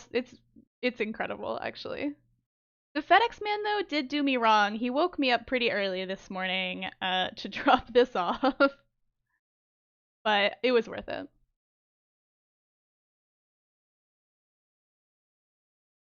Georgia doesn't do booze shipping. Damn. Magical Bonbons is my Georgia booze fairy at Dragon Con. She always is willing to do runs to the liquor store for me so that I don't have to do it once I get there. And also do things like buy excessive amounts of prosecco at the store. Oh, I've just found another hiccup. So sometimes when you do what I did, you get funky little. See if I can fix this. You get these little kind of tabs. Um, Again, you could probably print that and sand it off, and it wouldn't necessarily be the ends of the earth. Yeah, there is no such thing as an excessive amount of prosecco, especially when it's $7 a bottle. And then when weird teenage children dressed as clowns at DragonCon try to get some, you can be like, I think not. That's a true story.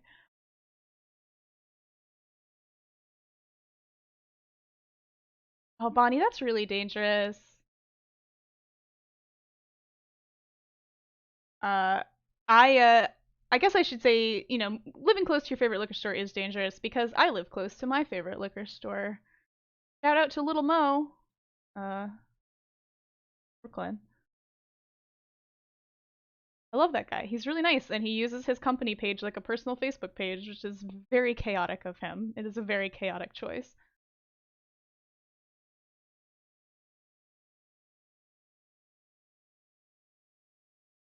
I Speaking of mead, I have been on a mead kick lately, and I haven't looked this up, so maybe one of you New Yorker folks knows better than I do. Is it like a legal thing that nobody knows whether to categorize it as beer or liquor? Because sometimes it comes in a wine bottle and sometimes it comes beer can.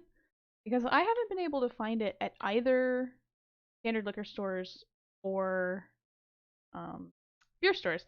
Which, for anyone who's not from New York, the law here differentiates between the two. That a store can only sell either basically beer or wine and hard liquor, and you can't buy both at the same store, which is very irritating. But it also means that you can buy beer at the grocery store, which is great.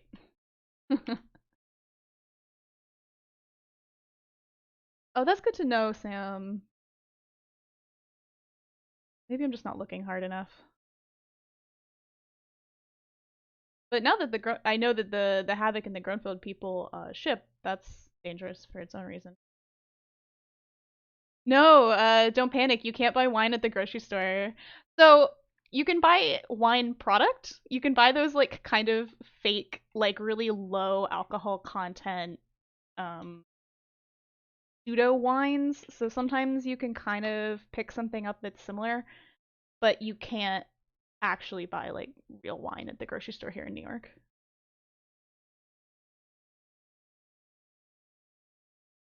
Oh, bonbons, that's interesting. In Kansas, you can't sell liquor and mixers.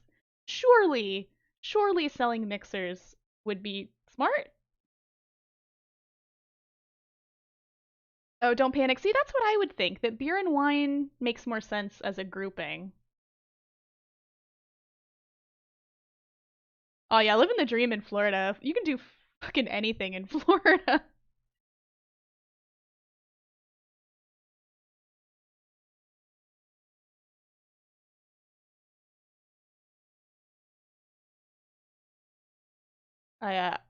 This could have changed in the last few years, but I lived briefly in New Mexico, and their whole situation is very strange.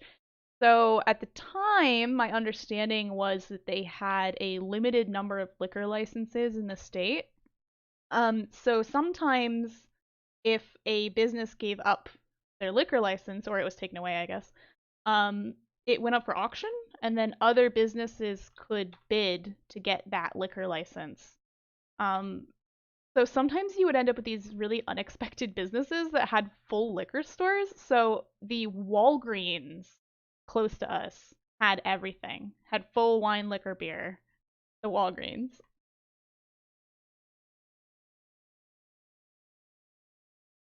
Yeah, no laws in Florida is right. No laws in New Mexico either, apparently. Which is true. New Mexico is a very strange place. That doesn't surprise me. Illinois is, yeah. I think, are we all from the US in here? Do we have any non-US folks in the stream right now?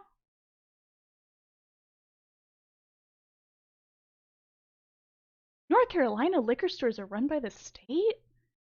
I didn't know that.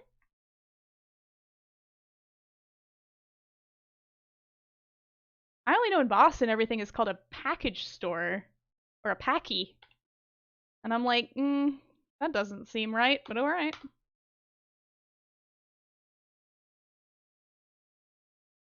Oh, I miss ABC stores though. My brother got married in Hawaii, in Honolulu, and Honolulu has a truly unconscionable number of ABC stores. So many. It was also where I first encountered spam musubi, which is a weird World War II relic that's kind of like gigantic sushi made out of a slice of spam on top of a rice bed, and but it's like fried in soy sauce or teriyaki sauce, and they're fantastic. I'm not really a spam person, but spam musubi, that's that good shit.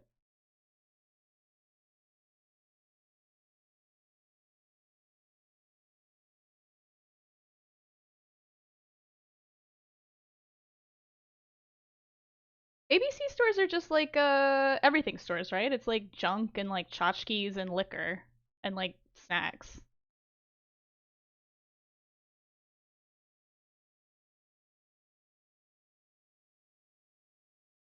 Contra. Unless ABC stores are different in Hawaii.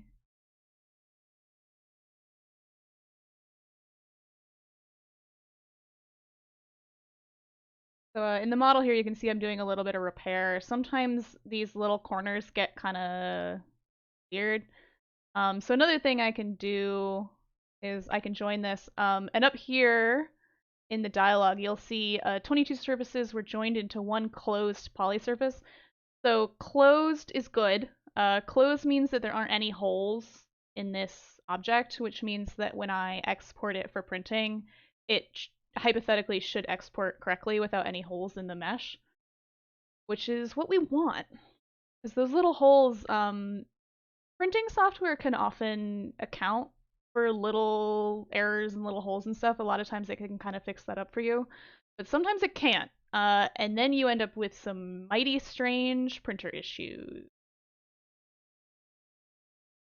And there are some other software that people use sometimes that are focused on cleaning up print models. That'll repair your models for you and do a lot of that kind of cleanup work. As with all things, though, I prefer to try to get it right on the first pass instead of using cleanup software after the fact.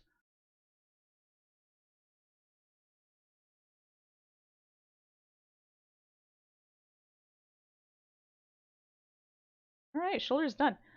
What do you guys think? What's the next piece of armor that I should work on? Our options are that belt buckle, the thigh pieces, the forearm, or the front or back of the chest plate, I guess.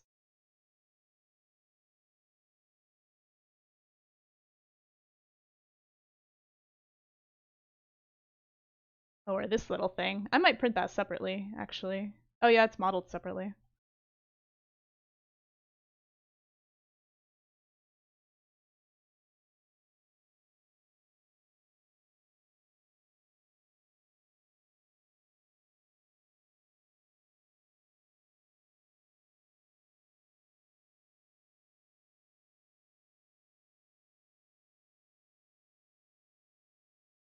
Oh, bonbons, that's nice that there isn't any price hiking. That actually is pretty nice.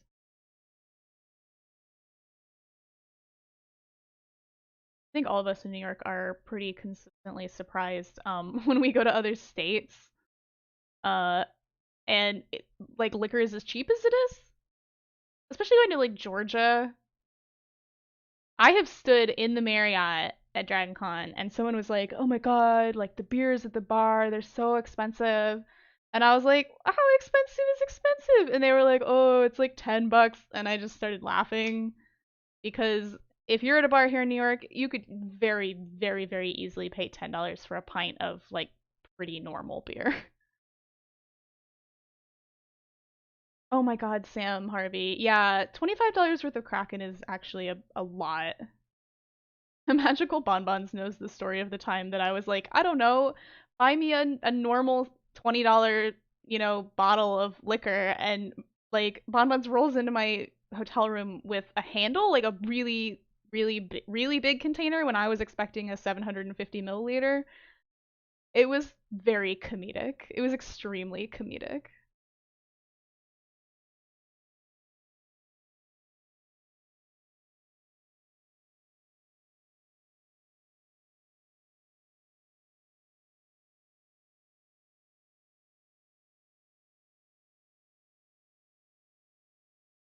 Oh man, Dr. Psychowl. Bedonia Talik, Dr. Psychowl, and I all fell prey to a sale on some mead on the same day, and yet strangely, two of us have received our mead today, and Dr. Psychowl doesn't get it until Thursday, I think, which is strange considering I think you guys are closer to Vermont than I am.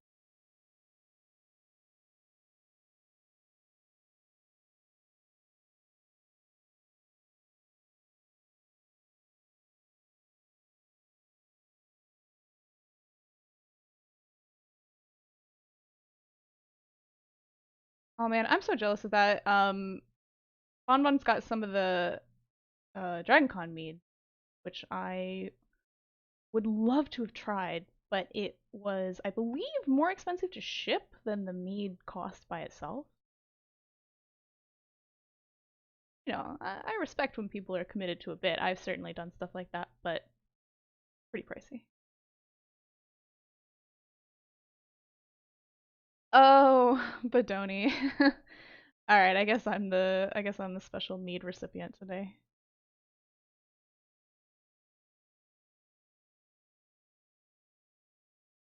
We're just committing to our Viking bit. So Bodoni plays my Viking sibling over on the Gut Punch channel, and so we do a lot of goofing around.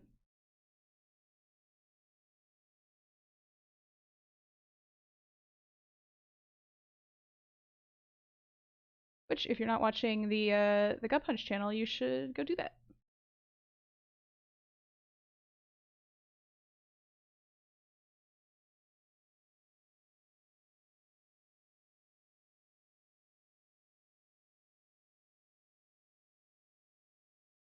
Yeah, thank you again, Bodoni. This is like really good. I can't wait for you guys to get yours, and then you can try it.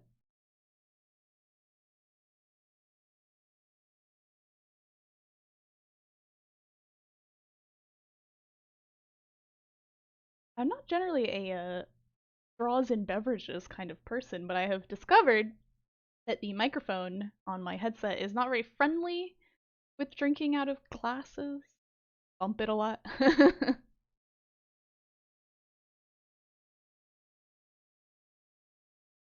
Oh, we don't have axe emotes. That's a crime. Yeah, so for any of you guys who don't hang out on Twitch that much, the sort of lowest bar that they make you hit to sort of behave like a normal Twitch streamer is called affiliate, and you have to do like a handful of things. So I need to stream on 7 different days. Um, I need to get 50 followers and like some other pretty minor achievable stuff. Um, at which point I can start monetizing the channel. Great. And I can get emotes or make emotes for you guys, which is really what I want. Because I think we all know that my large variety of frog memes are going to come in mighty handy. I'm actually considering doing a drawing stream. If I'm the one who ends up making the emotes, it's possible I'll come. But if I choose to make them myself, I will do a stream where I make the emotes, and then you guys can give me feedback or more cursed frog memes, which is kind of always what I want in my life.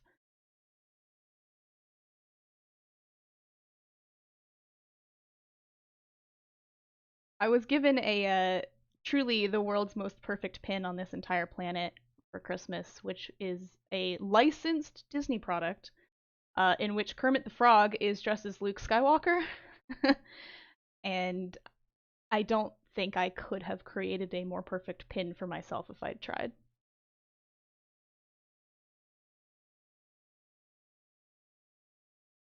Bonbons, what is Atomic 43 tip? Frog dab. Yeah, I need frog dab. I need frog with knife. Um, frog with tea, definitely. Uh, yes, I am absolutely looking at my pin board right now because I have a lot of frog pins. Like I do mean a lot of frog pins. Sith Kermit, Sith Frog. Emotes can't be animated, right? I think they have to be static.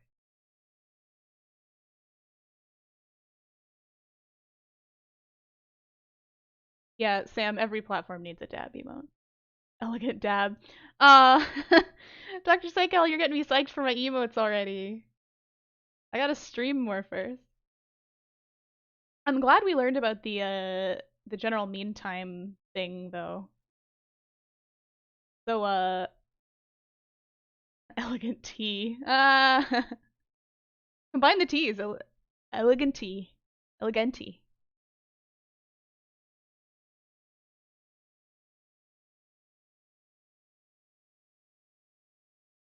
That tracks.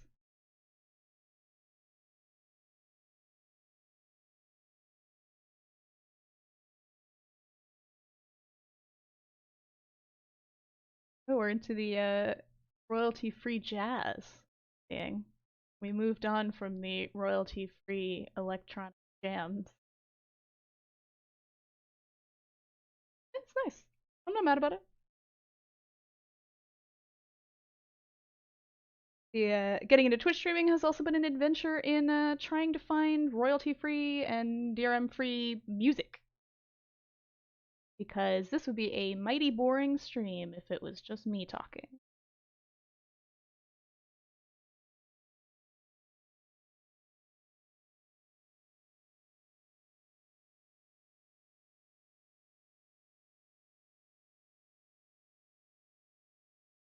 Anyway, so you can kind of see an interesting thing is happening with this model where none of the lines are at right angles,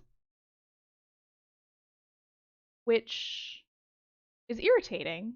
It kind of just means that I need to redraw the whole thing, which is not crazy because it's just a top down. So I think you guys can see this at the bottom of the screen. So there are these little checkboxes um, that you can turn on and off, and that controls basically what's called the snapping. So let's say, that I start drawing a box here. You can see how it kind of snaps to that corner, and then it snaps to that corner, snaps to that corner. Um, Sometimes, if you're trying to do what I'm about to do, that is actually extremely irritating. So sometimes I will turn off um, some of these snaps, sometimes all of these snaps, uh, and then I can pretty much free draw objects uh, over the surface without it doing any of that kind of snapping business. So I'm just gonna kind of, as accurately as possible, given that this is a little wonky, uh, give myself a framework for the shapes that I'm gonna be working with here. Obviously, I want to do things like have all these rectangles be consistent and be lined up and be a little more organized than they are right now.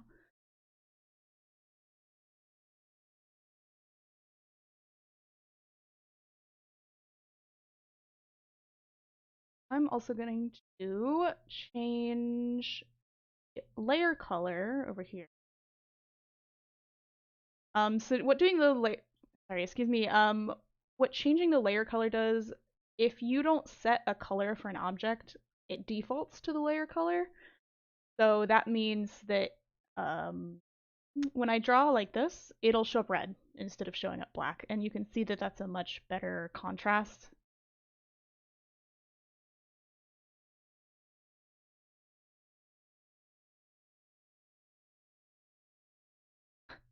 Man, I'm not used to listening to jazz. How are we feeling about the jazz, everyone? Are you jazz people?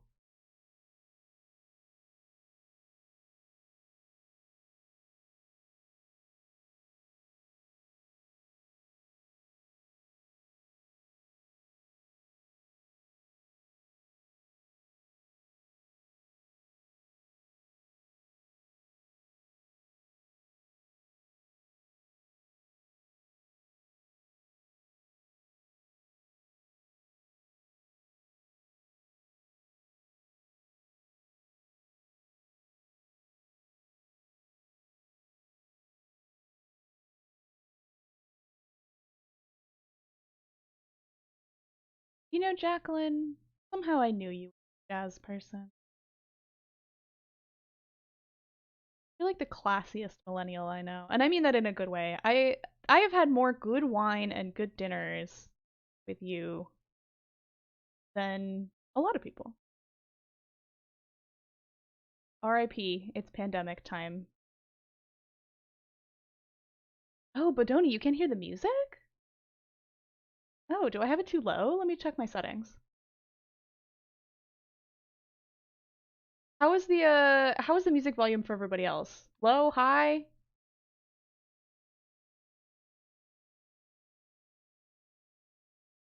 Oh, okay. Yeah, thanks guys.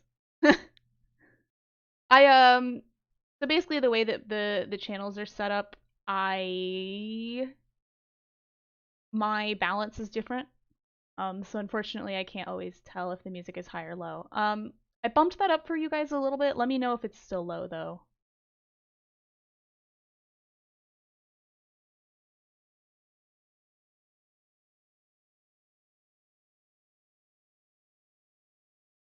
Jacqueline, truly, fine wines and fine dining is a legacy that we should all strive for.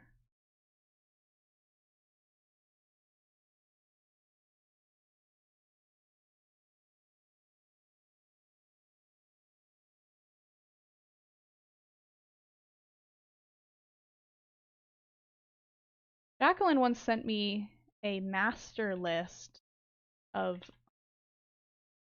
restaurants in the city that was incredible. Incredible. Itemized by location, price, hot takes, whether it was a good lunch spot or a dinner spot, how long they all take to go there.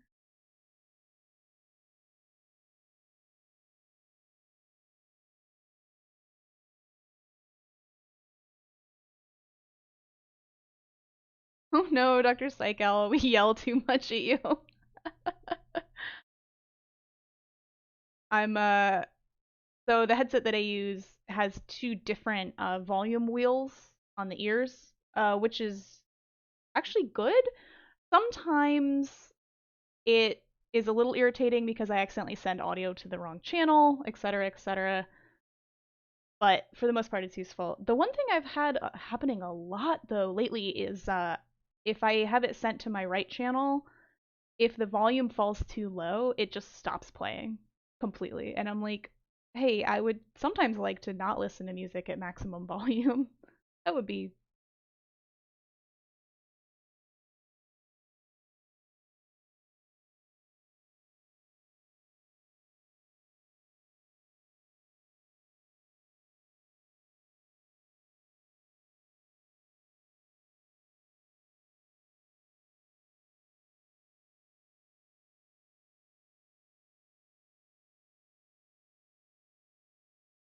another fun thing Rhino has is scale 1D and scale 2D.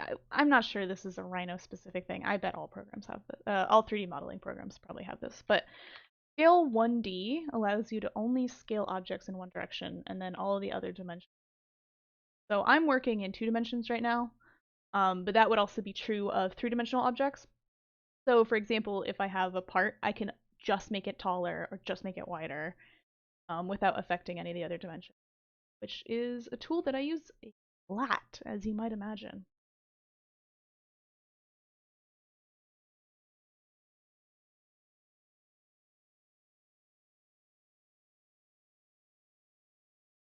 Oh, and I guess we're back out of Jazztown. We're into royalty-free music. Yeah.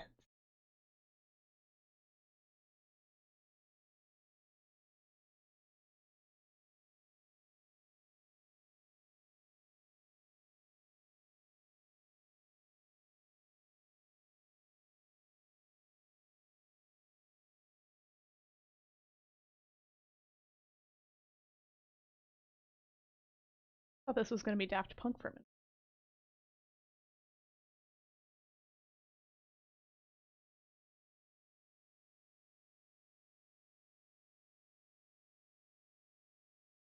So, at least in Rhino, if you fillet a corner, it creates a curved corner. If you, I don't think it's miter. It's, well, now I was troubled by not remembering the name of the thing.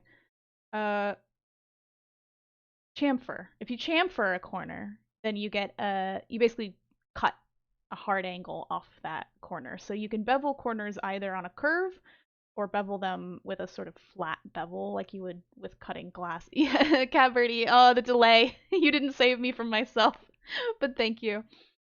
Uh, but you can also fillet and chamfer flat objects. So the easiest way to get this sort of bean shape that we're looking at here is I'm going to fillet corner. That's probably too big. Yeah,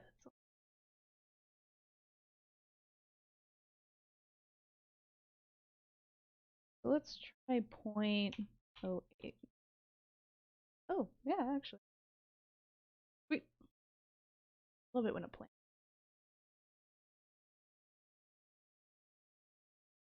Paste.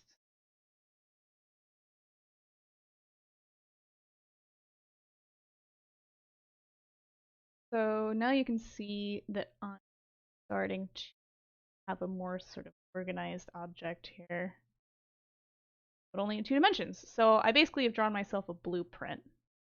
Thus. And from this blueprint, I can pop this out in.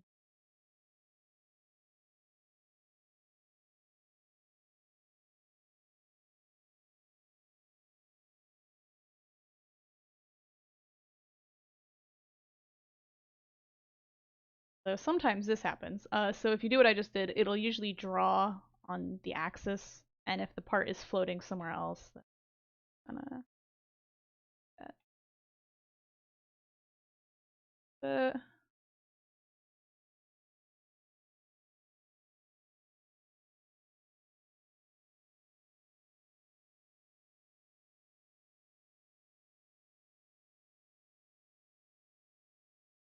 So parts like this that have a flat backside are some of the easiest parts to model, and ones that have hard corners like this.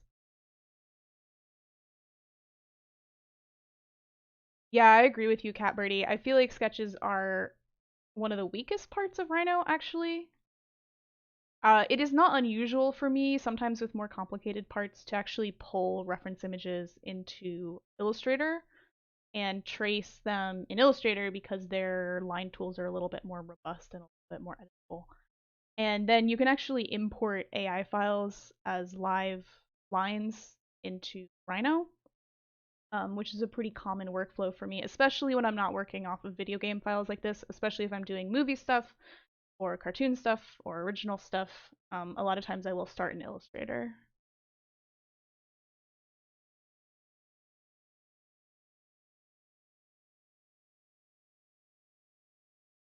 Okay, so interestingly, these two pieces are not attached, so I'm probably going to make a sort of thin backplate so that I can print all that as one solid piece rather than having to place it or glue it onto that vambrace later. Just make it a little easier to print ultimately.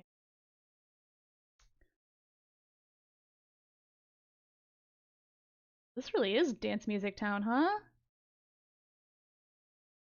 What are we doing here? Trance hits. Okay. How do we feel about trance? Can I go back to the like fun 8-bit stuff?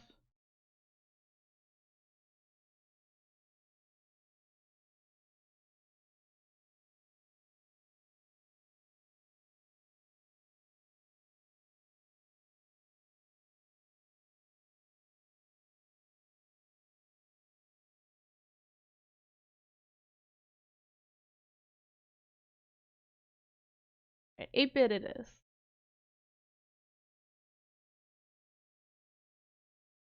I feel like the trance is getting real like fancy.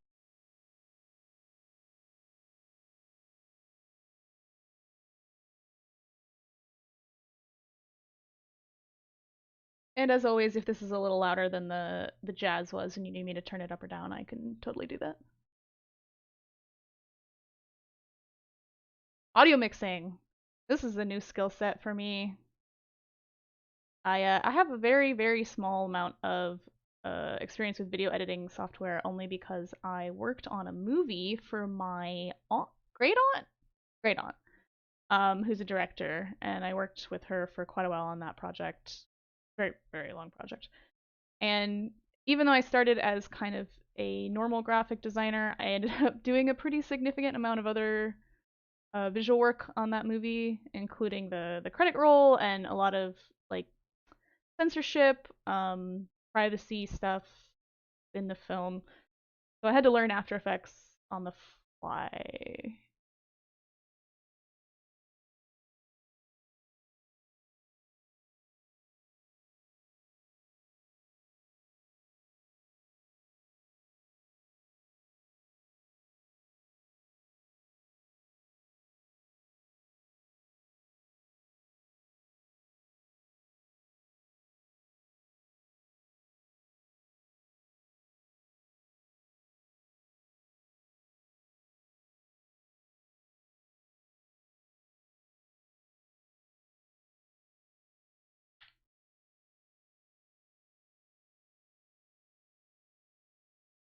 So I'm gonna make that really sort of thin backplate. You can print shockingly thin with a 3D printer. You can print as thin as your printer can make a single plastic layer. And a single plastic layer on this type of FDM machine, I can talk about that in a minute, is usually about zero point 0.1 to zero point 0.3 microns, or no, 0.01. I might be wrong. Uh, but it's super flexible actually when it's that thin. So I haven't seen this done in a while because there are much better ways to do it, such as iron on vinyl. But for a while, people were getting very creative with 3D printing plastic filament into fabric because it would melt synthetic fabric and then fuse it with the filament. So you could sort of print like scales or like plastic surface texture onto the fabric. I found that very interesting, and then I never ever saw it happen after those couple of months where people were doing it. So I have always wondered if it flaked or if there was something funky going on about it, or if people just decided they preferred their crickets. Which I still think it should be cry cut because it's a cutting machine, but the woman at the store was very adamant in correcting me when I bought it.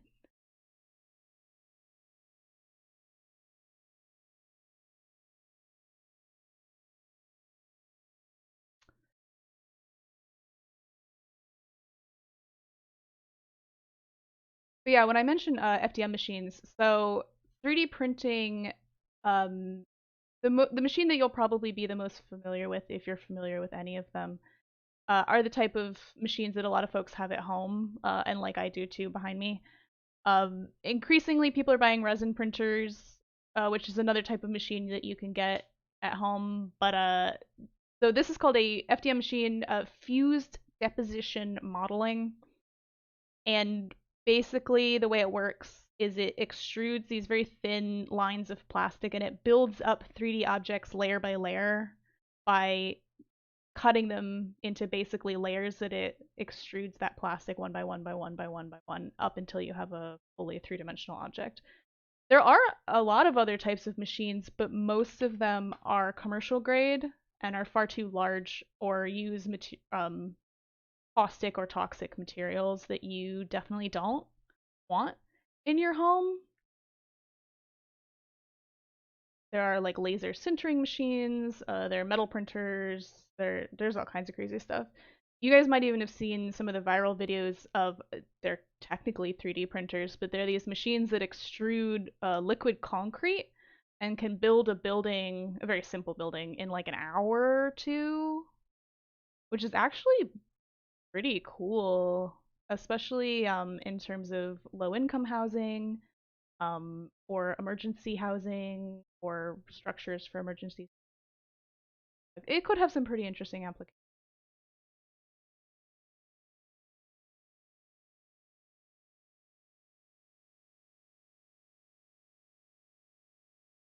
I actually bought a resin printer over. Well, it was a gift actually from the parentals, but I picked out a resin printer for Christmas this year, and I haven't tried it yet because I can't find any isopropyl alcohol, which is what you need to rinse resin parts.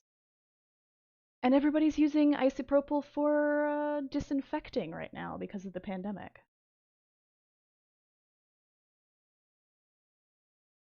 Yeah, Jacqueline. It's I just don't want to call it a cricket. It's not a cricket. It's a cutting machine. It's a cry cut.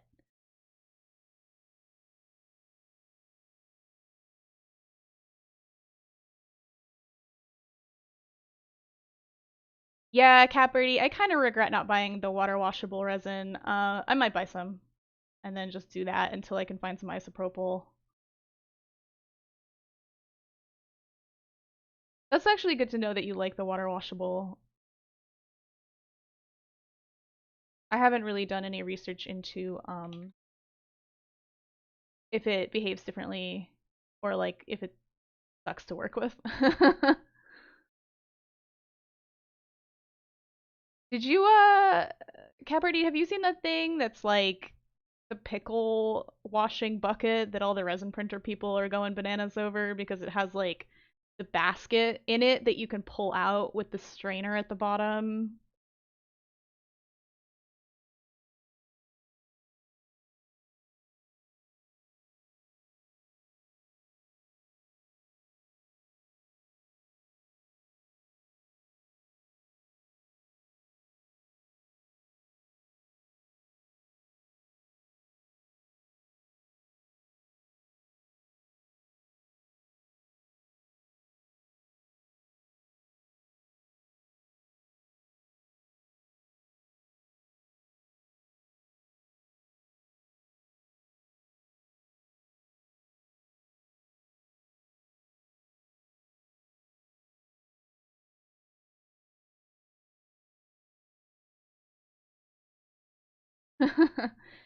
I've looked into those ultrasonic cleaners. You told me to buy some baby toothbrushes, which I did. Do you feel like the ultrasonic cleaner is better in any significant way?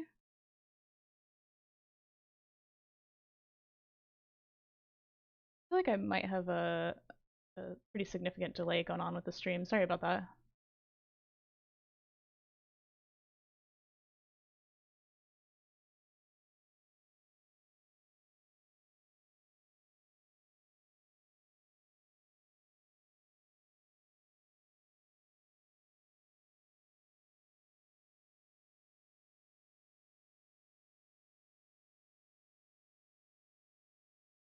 Oh, yeah, that makes sense.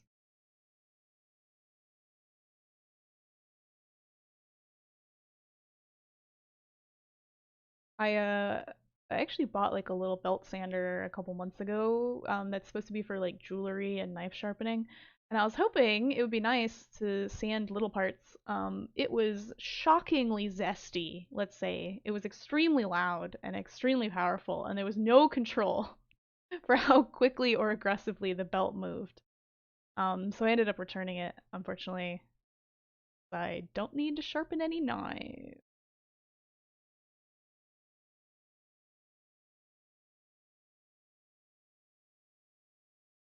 I've not reached knife sharpening apocalypse quite yet, but it feels like we're getting close.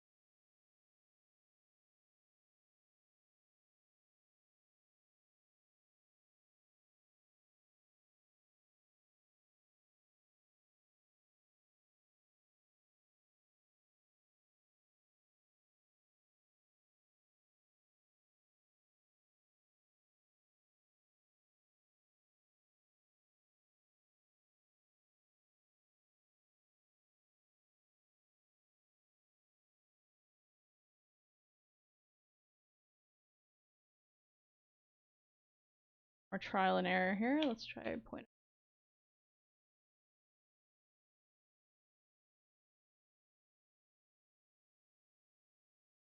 Okay, that's a little better.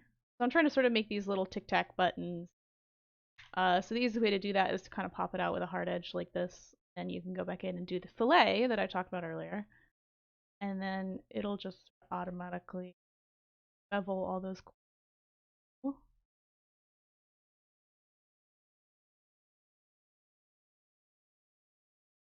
Ta-da!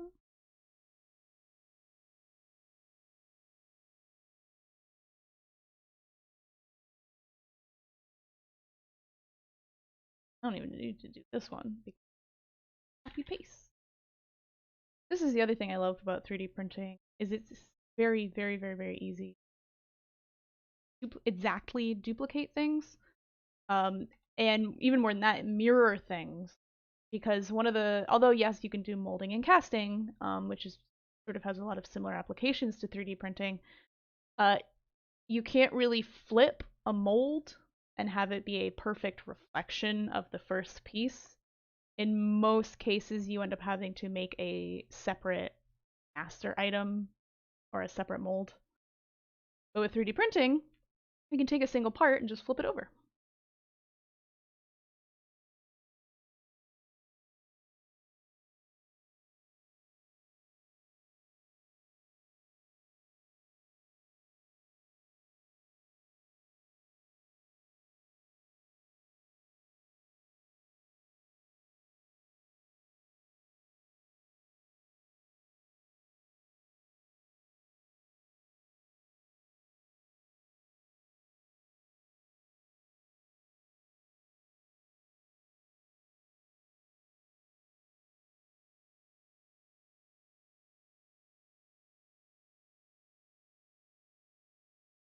We're going to use that offset again, but instead of offsetting a surface this time, offset some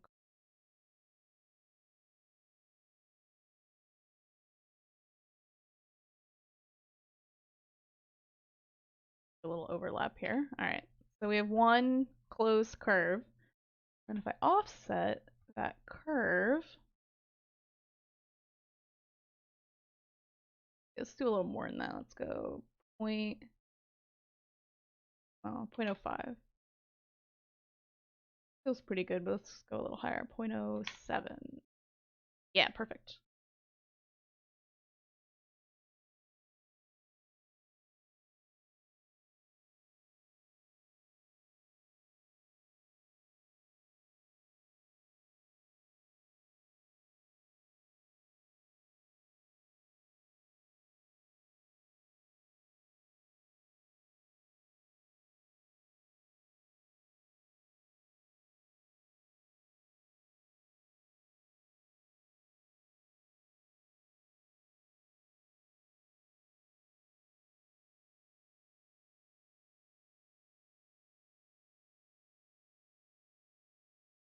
You can kind of either do that and then go around and loft every single pair of edges. The whole pain in the ass. Or you can be like me and trick yourself because this is already a solid object. All right, we're doing great. So here's an interesting. You can sort of see what I'm talking about. How objects can exist within one another, which is not what you want for 3D printing. So a lot of times when you're in a working state, it's fine to have this because it's actually easier to undo things or adjust things when they're not connected to each other and when they haven't cut into each other yet.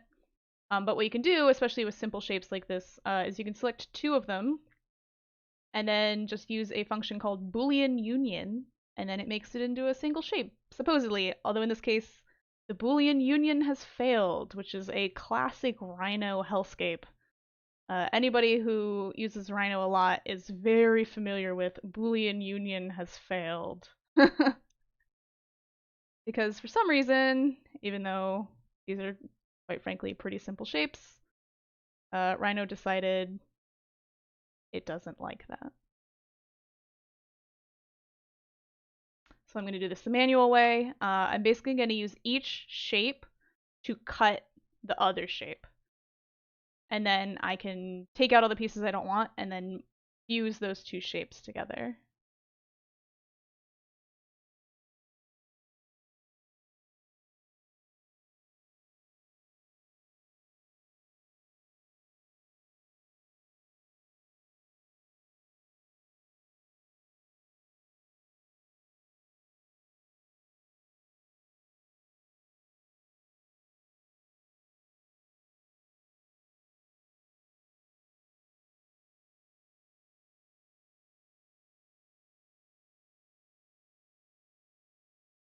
Or you can do this. So now that I have these two shapes, this might actually work with the Boolean union. Let's see if it works. Nope. Kind of a gamble, to be honest. Sometimes it works.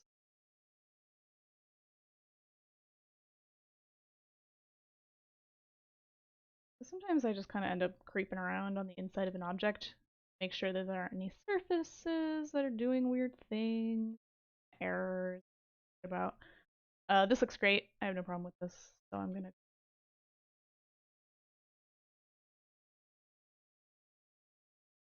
Yeah, Rhino is fussy, and I mean I've been using Rhino. This is version 6. I think 7 is out now, but I've been using Rhino since like version 3 or 4, and I will say it has improved significantly, but it's still sometimes a little cranky. Like you can see I just tried to close this hole, and instead of closing here, sort of on the inside, it just decided to close on the outside. Clearly, Rhino is not best pleased with what I'm doing. So this is sort of a funny thing about the Rhino workflow is like sometimes you end up having to kind of re-strategize or come up with new ideas quite simply because the program just flat refuses to do what you want it to do.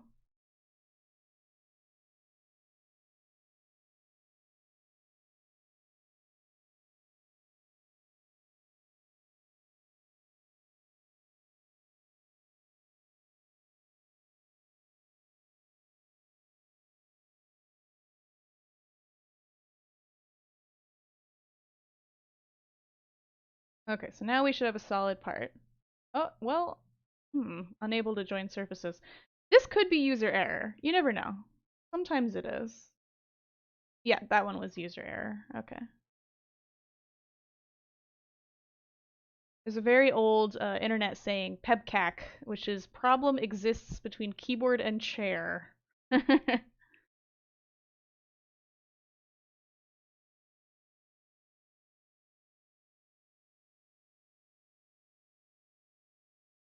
One thing you can do in Rhino, if you're not sure why something is misbehaving or why it's not a closed surface, you can use a command called show edges. And any sort of vertice, any edge here that's not touching something else will turn a color, in this case pink. So you can see that Rhino is doing a classic Rhino thing, which is that it just randomly has decided that this very, very, very small corner here is not connected for some reason, even though it should be. Um, Truthfully, sometimes I don't really worry about stuff like this. My printer can usually take care of stuff like that. It doesn't usually printing errors. Um, Ideally, in a 3D printing workflow, you would resolve that. You would fix that. Um, I'm not going to. I don't think it's going to. But it does sometimes affect the Boolean, so that's probably why the Boolean wasn't working. But then see, I can Boolean these little chiclets in absolutely no.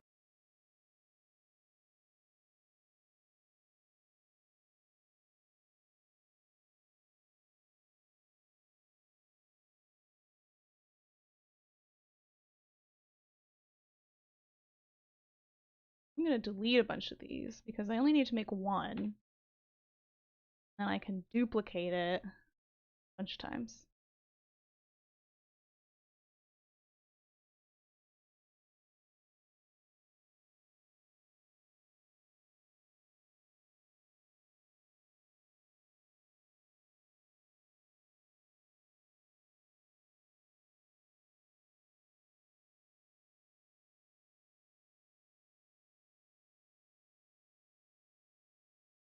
You'll see I do a lot of kind of just dragging stuff around, but if I need it to be somewhere really specific, you can. There is a move command, and the move command you can just select a point and then move that point to a very specific other point. So, as with many things in Rhino, there's kind of a finessing that you need to do about kind of doing things approximately or doing things exactly. And that is largely affected by you and your preference. I'm a very, very picky modeler. Some people aren't. Which is not a mark against them, it's just a different work style. And to some extent, obviously, getting things right for the printer. If you're a true industrial designer or mechanical engineer who does moving parts or parts that have screws, parts that need to be a very, very specific size, then obviously this accuracy is going to matter a lot more for you.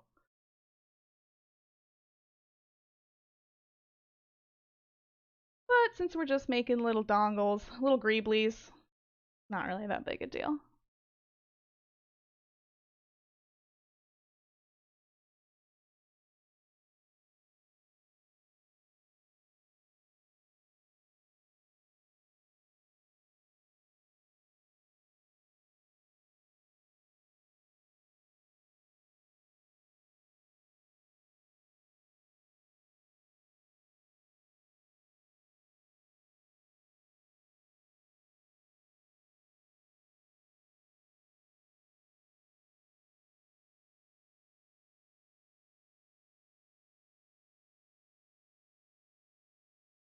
I think probably once I finish these little buttons, I'm gonna wrap up for the evening.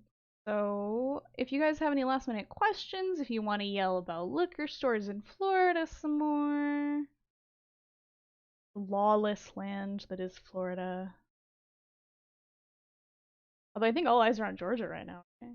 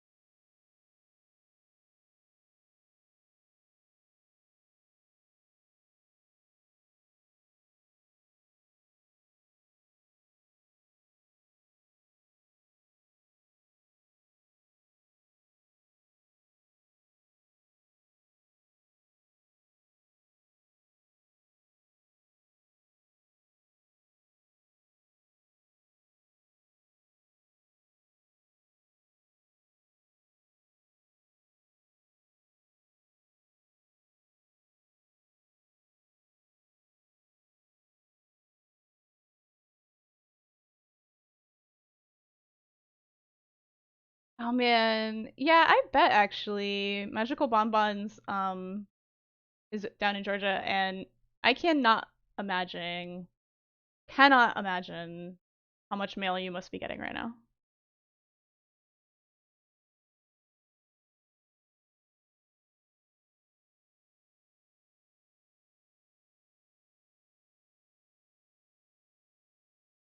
All right, now we have a bunch of little buttons. Attach these.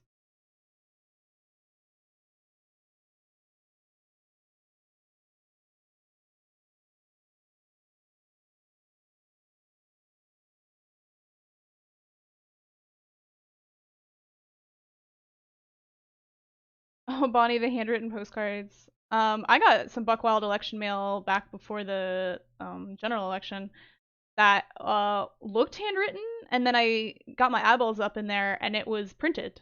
It was had dots, but they had gone to the trouble of printing like bleed on the back of the page, so it looked like somebody had written on the page in marker, and that the marker had bled through to the reverse side, which was a level of printing engineering that I was rather surprised by. All right, so here's our little sort of command badge thing. I'll probably compare this against some reference photos because it is entirely possible that they have added some more detail in the textures that's not being shown here in the model. But yeah, so thank you all for coming.